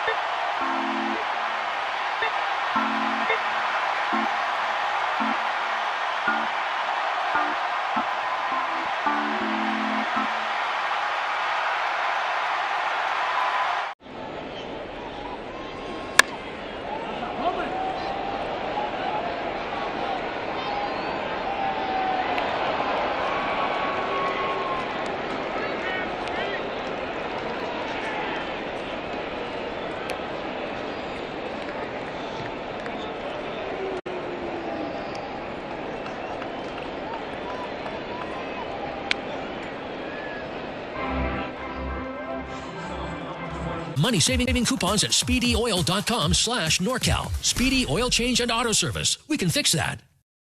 Now back to Giants Gloves Poppin' on KNBR 104.5 and 680. Strike one from Ryan Walker to Ceddanne Rafaela. 8th inning. 7-5. Red Sox leading the Giants. Here's John. Rafaela 3 for 3. Double, single, and a home run in that order. And he takes the ball way off the outside from Ryan Walker. 1 ball, 1 strike. That one shot right on by the catcher to the backstop. Red Sox have more action going in their bullpen. 1-1 pitch. And it's a little bit low with a fastball. 2-1. Rafaela got the first Red Sox hit of the game with 1 out in the 3rd inning, a double. Now he takes, and he got a low strike that time with the sinker.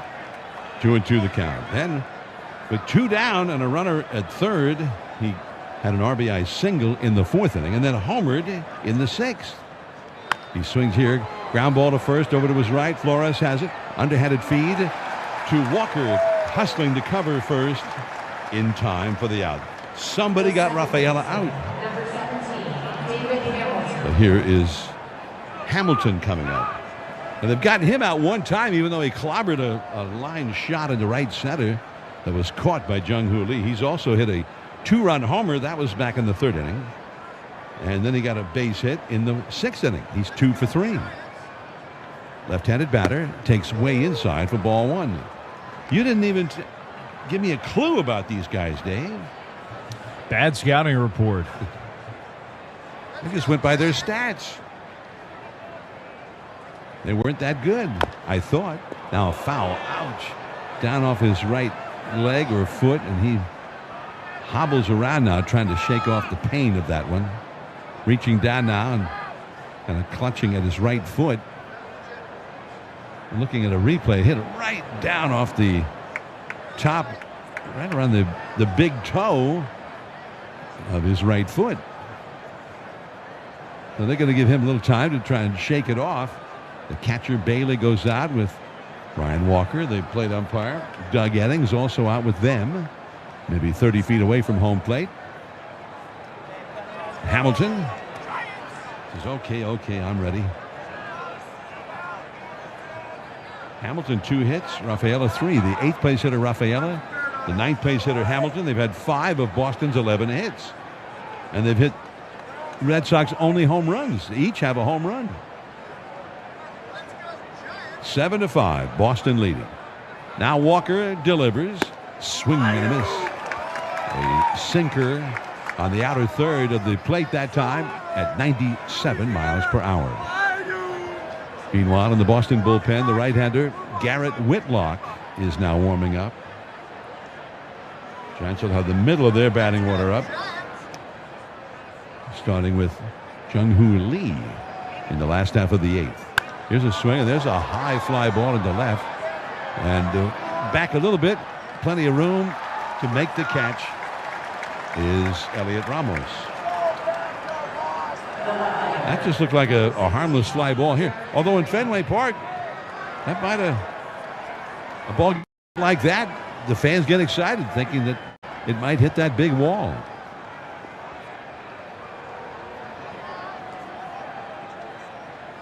So 2 down. Here's the leadoff man, Jarren Duran. He's had 2 hits, stolen a base and scored a run. And there's strike 1 called. A slider that came back over the outside corner to the lefty. 2 down, nobody on. Boston leading 7-5. Red Sox have scored at least 1 in each of the last 5 innings after Birdsong shut them down the first 2 innings. Now there's a ball outside. 1 ball, 1 strike. The set, the pitch. Swing, and there's a foul out of play off to the left. Giants got 1 in the first and 2 in the second and had a 3-0 lead. But Boston got 2 in the third and 1 in the fourth to tie it. The Giants went back ahead with a run in the last of the fourth. And then Boston got 2 in the 5th inning to take the lead 5-4. And then the Giants tied it in the last of the 5th inning. A lot of action the first 5 innings of the game. Since then, the action's been all by the Red Sox. Ground ball to short. Quickly to his right to get in front of it is Adames to throw to first. In time to get the very speedy Duran. That's 5 in a row retired by Ryan Walker, who came on with 1 out.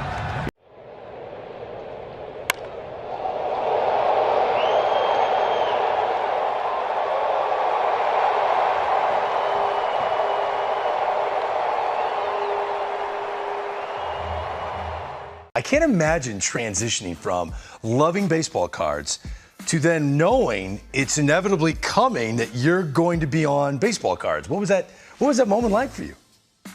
Yeah, I think the first card I saw was when they did something for USA Baseball, and then now seeing my face, seeing me playing baseball on a card, it was surreal. It wasn't that it was that moment where we're like, wow, this is really something.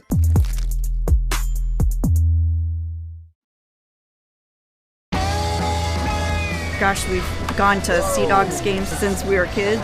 I've been coming to see the Sea Dogs for the last 30 years. Great experience. Everybody here is just bends over backwards to help people out and wish the world was like it is right here at the ballpark. We've always wanted to be more than just a baseball team. We want to be strong, active, contributing members of the community. And I think that effort is seen by the people and the fans, and they want to support that effort.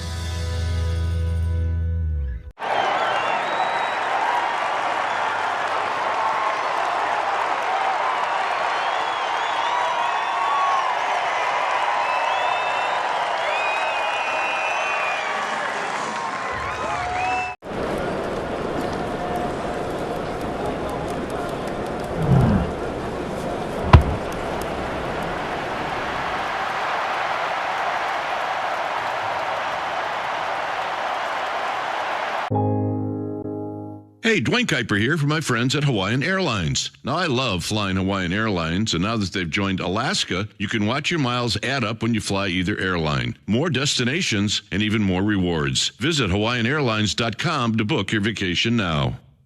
This is Giants Baseball on KNBR 104.5 and 680. Jung-Hoo Lee to lead off for the Giants last of the 8th inning. They are down by 2, 7-5. And Whitlock, the new Boston pitcher, throws a sinker low for ball 1. Jung-Hoo Lee has not been on base tonight. Flied to shallow right, lined out to center, and grounded out to first. Now he takes, and that's in there, knee-high, a sinker for a called strike at 95 miles per hour. 7-5 Boston. Now the pitch. Bounced foul just off to the right.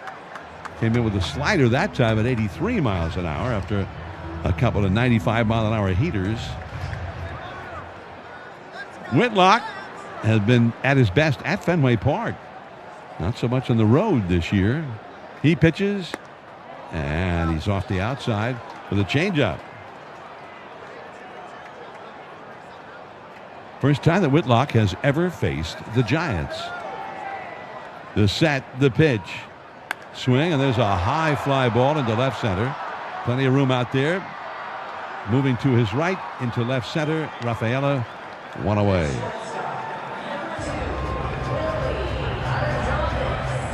Now Willy Adames, he has been on base twice. He walked leading off the second and scored a run.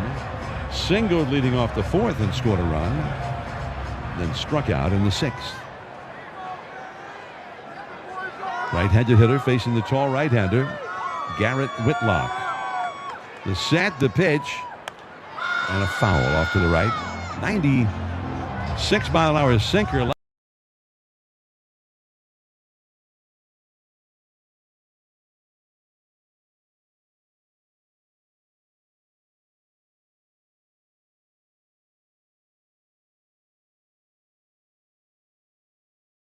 A lot of movement running up and in, and it's 0-1.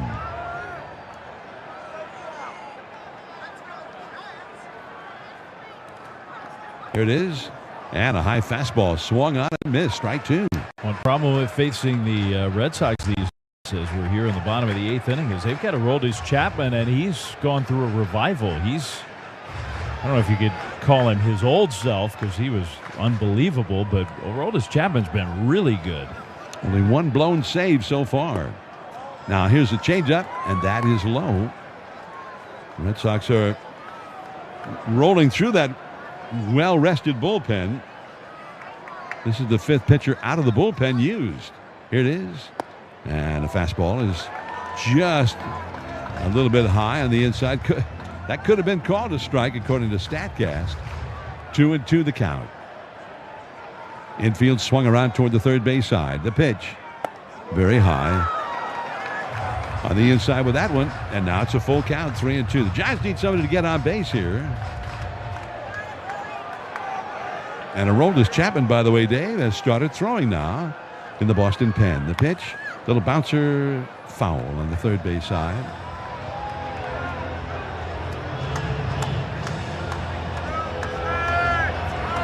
Casey Schmidt is on deck. Again, Whitlock ready. One out, nobody on. The pitch. Swing, and there's a high foul. Going down the first base line, chasing after it is Toro, the first baseman. Also hustling over from second base, Hamilton, and the right fielder Abreu gets in the picture, but it's over the net into the crowd. None of the three could ultimately get to it. So Adames is still alive. Trying to get the Giants going here. Giants have only 6 hits in the whole game. 3-2 pitch. Check swing, and it's ball 4, too high.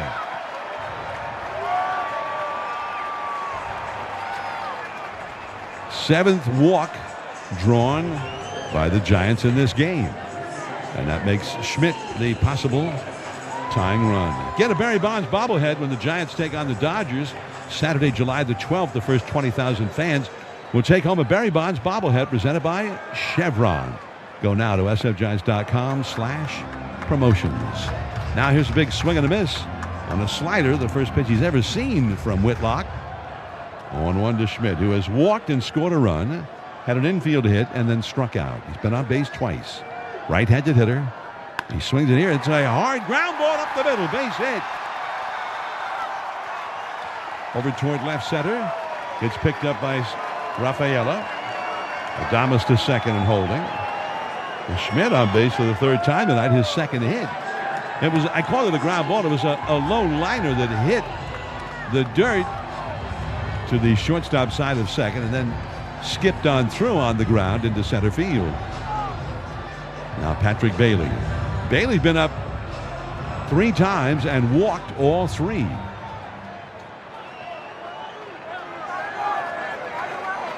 Here's the stretch, and Whitlock throws.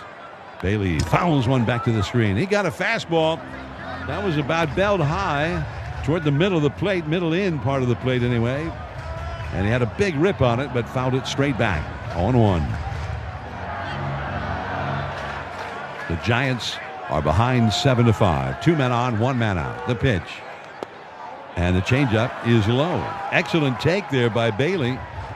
And he's been seeing it well tonight. He's taking a lot of pitches like that, close ones.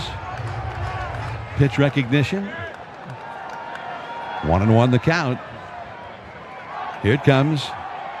And just as we praised him for that, he got a changeup and a swinging strike. And he tried to check his swing in the middle. That one would have been called a strike anyway. That was in the strike zone down around the knees.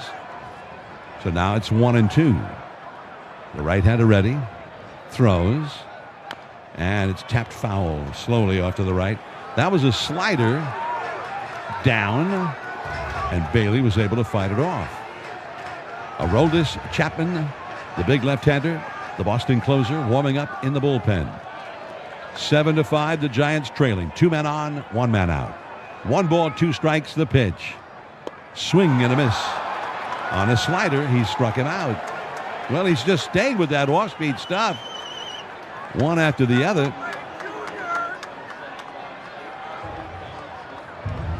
And now Dom Smith is out of the Giants dugout. And he will be entered into the game as a pinch hitter for Tyler Fitzgerald. And the Red Sox have their closer heating up in the bullpen. And out to the mound goes the pitching coach, not the manager, but Andrew Bailey, the pitching coach, to speak to Whitlock here. 2 men on and 2 men out. Well, the point you were making earlier in the game is appropriate again here because the Giants started Christian Koss. They pinch hit for him. Now, after Fitzgerald came in the game, they're pinch hitting for him. On an ordinary night, you'd be thinking, well, what happens? Does Wilmer move to second or Casey Schmidt to second? And so, but because they have Brett Wisely with Justin Verlander on the paternity list, that extra position player, they have another guy they know can play second base, so you can make the move. It makes a huge difference. So now with 2 men on, here is Dom Smith, the pinch hitter, left-handed batter. The pitch on the way. A called strike right at the knees. A 97-mile-an-hour fastball. Smith is hitting .289, 45 at-bats, 1 homer, 8 batted in. He is 1 for 2 as a pinch hitter. Now, he asks for timeout, and it's granted just as Whitlock actually kicked his leg in the air. So Smith has used his timeout. 2 men on, 2 men out. 7-5 Boston. Now Smith takes a changeup low for a ball. 1-1 the count. Whitlock, the 6th Boston pitcher used tonight. Adames at second, Schmidt at first. Schmidt the possible tying run. Now a swing and a foul. That ball got in on the hands at 97 miles an hour, and he fouled it off to the left side of the backstop over the head of the on-deck hitter, Mike Yastrzemski.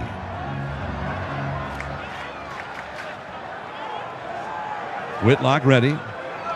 The 1-2 pitch is low with a slider, blocked in the dirt by Narvaez, the catcher.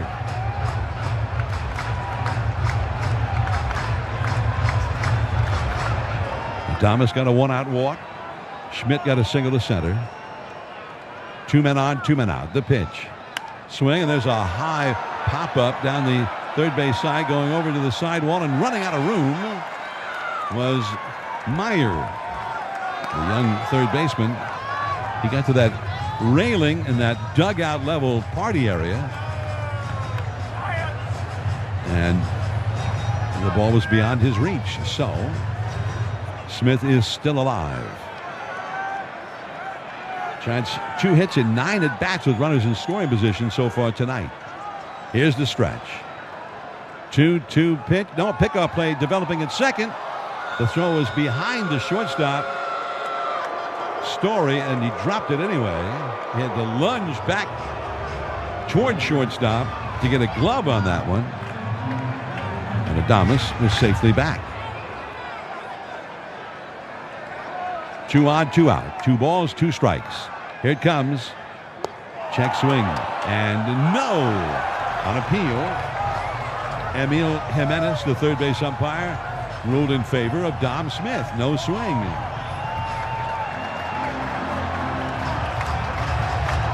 So now the runners could take off with 2 down. 3-2 the count. There they go. The pitch. Too high, and they walked him.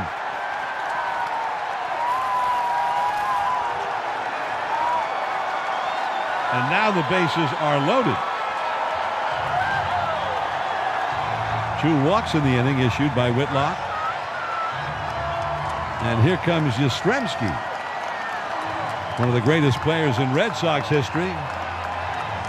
Mike Yastrzemski's grandfather, the Hall of Famer Carl Yastrzemski. Now Brent Wisely goes over to first base to act as the pinch runner for Dom Smith. So here is Yastrzemski against the Red Sox.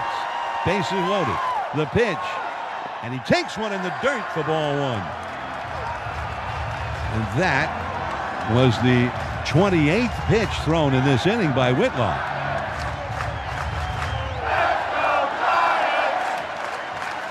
Three men on, 2 men out. Now the 1-0 pitch. Very high. 2-0.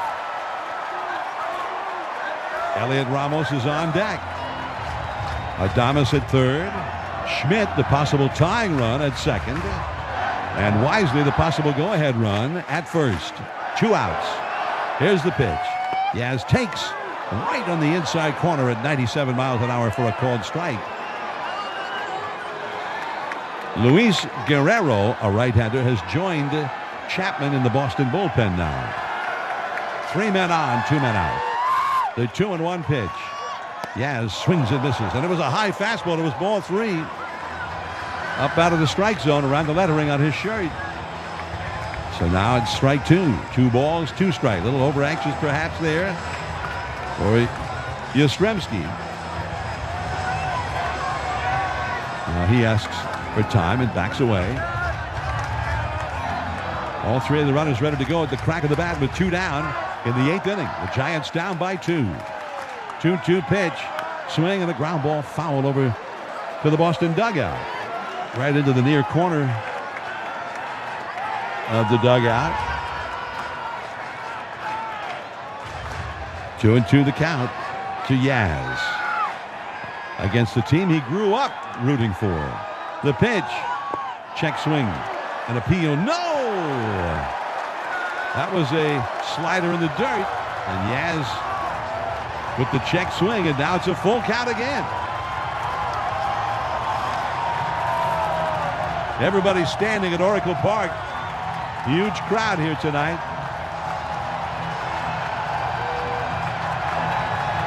Adames from third. Schmidt from second. Wisely from first. The stretch. There they go. The pitch. Swing and a miss. He struck him out with a low slider.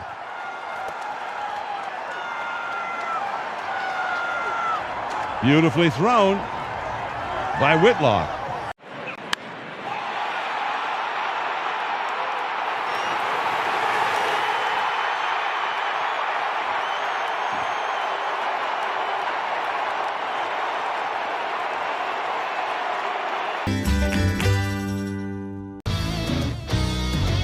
Oppo Taco.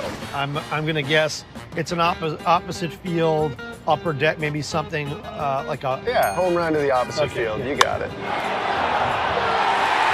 This is a good one, a hack. I don't know. I mean, is it the same as like the layman's term hack, like a bad chef? You've guessed correctly. Okay. Someone's a hack, you know, They someone that's just can't mailing cook. it in. Yeah. They're not putting their heart into it.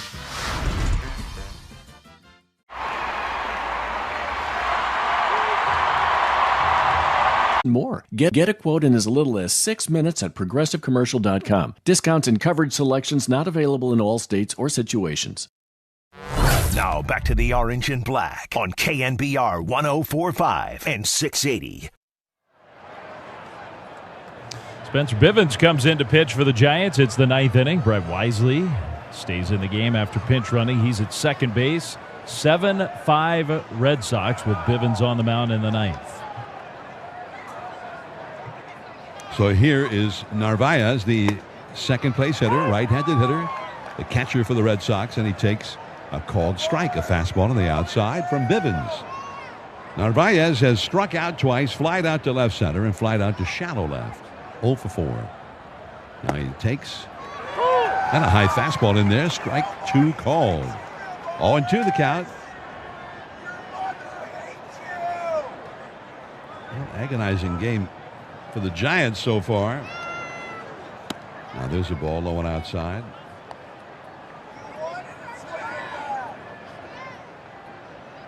One ball and 2 strikes. Aroldis Chapman up again in the Boston bullpen. 1-2 pitch and off the outside. And it worked out in the end, but it was weird. I don't know what Chapman was warming up for in the 8th, and if he wasn't going to come in and face Yastrzemski. 2-2 pitch. Strike 3 called in the outside corner. Yeah, we kind of expected that must be what he was being kept warm for, or even when Dom Smith came in as a pinch hitter. The only right-handed hitter the Giants still had available was their backup catcher Kisner. There's a swing and a foul out of play off to the left. And Smith batted for himself and coaxed a walk to load the bases to bring up the left-handed batter Yazin, and he still wasn't not brought in. So, yeah, because you pointed it out. I think we first started talking about it when Adames was at the plate. That's when he got up. Now here's a swing and a miss by Anthony. Strike 2. Roman Anthony, who has a hit and a walk in 4 plate appearances, and the run scored. Boston ahead 7-5, 9th inning. 2-strike pitch, swing, and there's a high fly ball into left, shallow. In comes Ramos. He's got it. Out number 2. Aroldis Chapman is warming up. Well, he should be warm by now, I would think. He better be. 2 down, nobody on. Here is Abraham Toro. Giants scheduled to have Ramos, then Devers, and Wilmer Flores, their first 3 hitters, due up in the last half of the 9th inning. 7-5, Red Sox leading the Giants. The pitch, and that's off the inside for ball 1.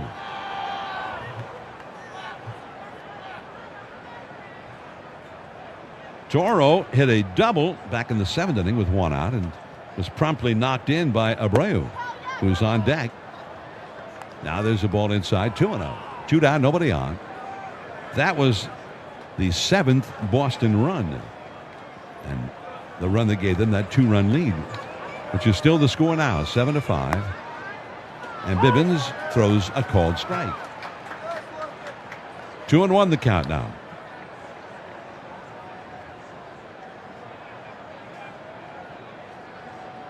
Bivens to the plate. Swing. There's a high foul off the first base side. Flores starts over, but it's well back into the lower deck, out of play. Giants, who had a 3-0 lead after 2 innings, but then Boston got the 9th hitter magic going. The bottom of that batting order in the 3rd inning to begin their comeback. There's a ball high, 3-2 the count. Hamilton hit a home run after Rafaela hit a double. Has not worked that way very often for the Red Sox, but tonight it's been the #1 formula for offense. And there is strike 3 called, a high fastball. 3 up, 3 down, 2 strikeouts. The Giants will need 2 to stay alive. In the last of the ninth, the Aroldis Chapman. We play in Toronto. Guerrero sends over some good stuff for the guys, so when we play in Toronto, I definitely dive into that. You gotta be careful with Vladdy, bro, because a Dominican breakfast will put you to sleep, bro. ¿Cómo está sonando la comida dominicana ya? La comida dominicana ya no sé cómo está sonando, porque obviamente mi esposa me cocina. O sea, hay restaurantes, pero no voy a comer comida latina.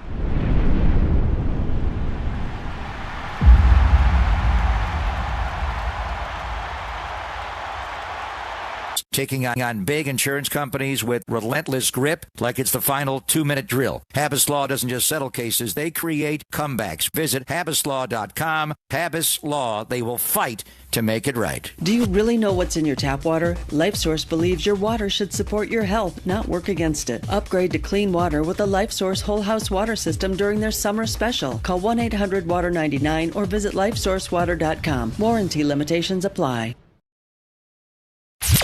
Listen to Giants baseball on your smart speaker. Just say play KNBR. Well, he's been around for a long time, but there have not been many times where he's pitched better than he has this year. The left-hander Aroldis Chapman, bottom 9. Giants trail 7-5. Here's his first pitch, and it's a called strike. A beauty right in the inside corner at the knees. Hard to throw a more perfect pitch than that. 6 feet 4 inches tall, 37 years old. Still one of the harder throwers in the game. Now he's ready, throws, swing and a foul out of play off to the right. Let's pause for station identification on the KNBR Northern California Honda Dealers Radio Network. This is the flagship of Giants baseball. Double play! KNBR and KNBR FM San Francisco, the sports leader.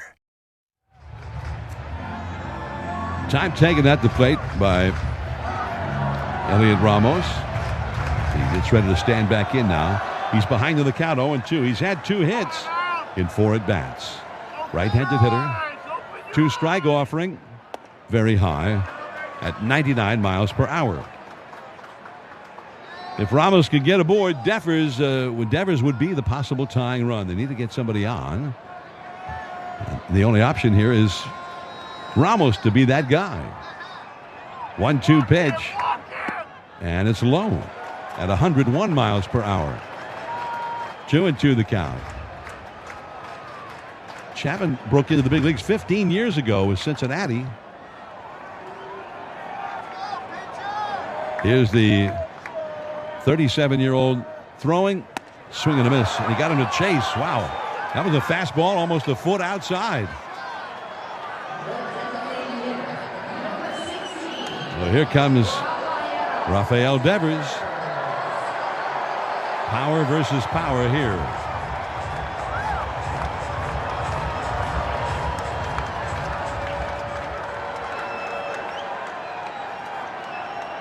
Devers 0 for 4 in this game.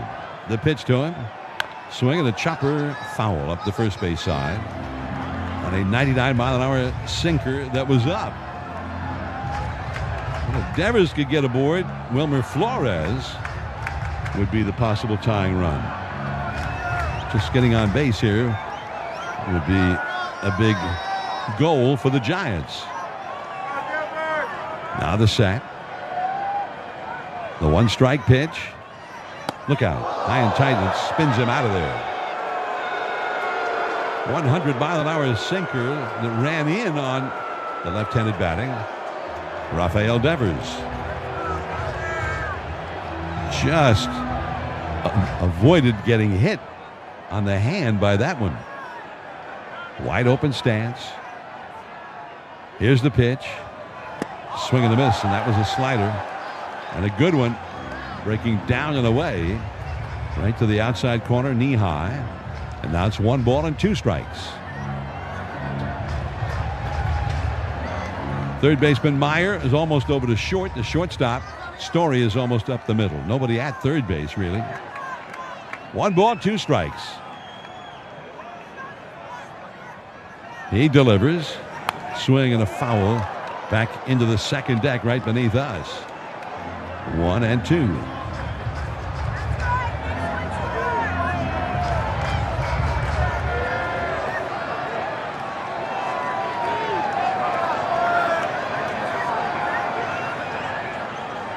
Here it is, and a swinging strike 3. And he reached back at age 37 for a little extra. A 102-mile-an-hour high fastball, and he blew it by him. It was above the belt, but it showed up as right at the top of the strike zone. So 2 straight strikeouts for Chapman, and now Wilmer Flores. And is he saying that was Wilmer's 1 time out, or did he say that was a strike? He started pointing and raising his right hand and holding up 1. Now Wilmer takes a very high fastball, too high according to StatCast, but it's called a strike. He's not saying that it's anything different than 0-1, so I'm just saying that that must have been his signal that Wilmer used his 1 and only timeout. Wilmer takes a ball just off the inside, and the catcher, Narvaez, is a little unhappy. He thought that was over the corner. So now 1-1 to Wilmer Flores. Jung Hoo Lee on deck. 2 down in the 9th inning. The Giants are behind 7-5. And here is the pitch. Swinging a foul out of play. The Giants down to their final strike now.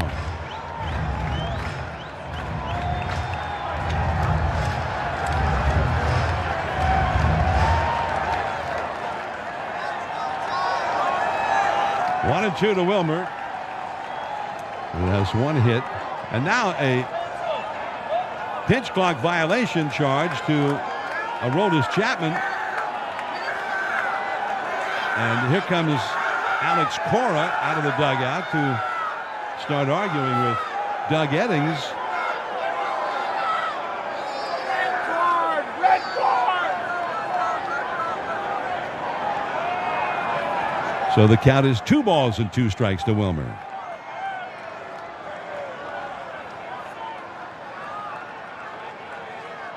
And Chapman with the high set. The lefty throws, swing and a pop-up. And the first baseman is under it, moving to his right a little bit now as the wind carries it. And it is caught by Toro going to his right. And the Boston Red Sox stay hot. And they beat the Giants here in the first game of this series. The final, Red Sox 7, Giants 5. And now Wilmer Flores and Aroldis Chapman. And I don't know who else was getting into it with Aroldis Chapman, but he started walking over toward the Giants, and several members of the Giants came out of their dugout. And a lot of them are surrounding Wilmer Flores now. So some heated words apparently, but nothing more. The Red Sox beat the Giants 7-5. And here is the game summary, sponsored by Rayleigh's and Nob Hill. Save more on the flavors you love and find better deals for your budget at Rayleigh's and Nob Hill. Boston ends up with 7 runs, 11 hits, and 1 error. And it was a little backwards the way they did it. It was two of their least likely hitters to carry the heavy load offensively. Their numbers 8 and 9 hitters in the lineup. Ceddanne Rafael, who had a double, an RBI single, and a home run. And the ninth place hitter, David Hamilton, who came into the game hitting 172, who had a 2-run homer and also added a Oppo Taco. I'm going to guess it's an opposite field. The Red Sox also in this game ended up with 4 hits in 8 at-bats with runners in scoring position, as well as those 2 home runs, which spelled doom in this game for the Giants, who had only 2 hits in 10 at-bats with runners in scoring position. They had 5 runs on 7 hits. The Giants had no home runs and no extra base hits of any kind. For the Giants, one thing they did get were a lot of walks. The Giants received 8 walks from Red Sox pitching in this one, and the Giants ended up leaving 8 runners on base. So a game that had a lot of opportunities for even more than the 5 they got, but that's the number they got, and that was not enough on this night. The winning pitcher for Boston was Bernardino, and he was the first man in for the bullpen. He is now 3-2, and Aroldis Chapman got his 14th save of the year. And the losing pitcher for the Giants was Sean Jelly, and he is now 1-1. 2 hours and 53 minutes, the time of the game. 40,169, the sellout crowd here at Oracle Park. Our on-site producer and engineer is Darren Chan. Our network coordinator, Kyle Haar. Day games both tomorrow and Sunday. The Giants will need to rebound to win both of those.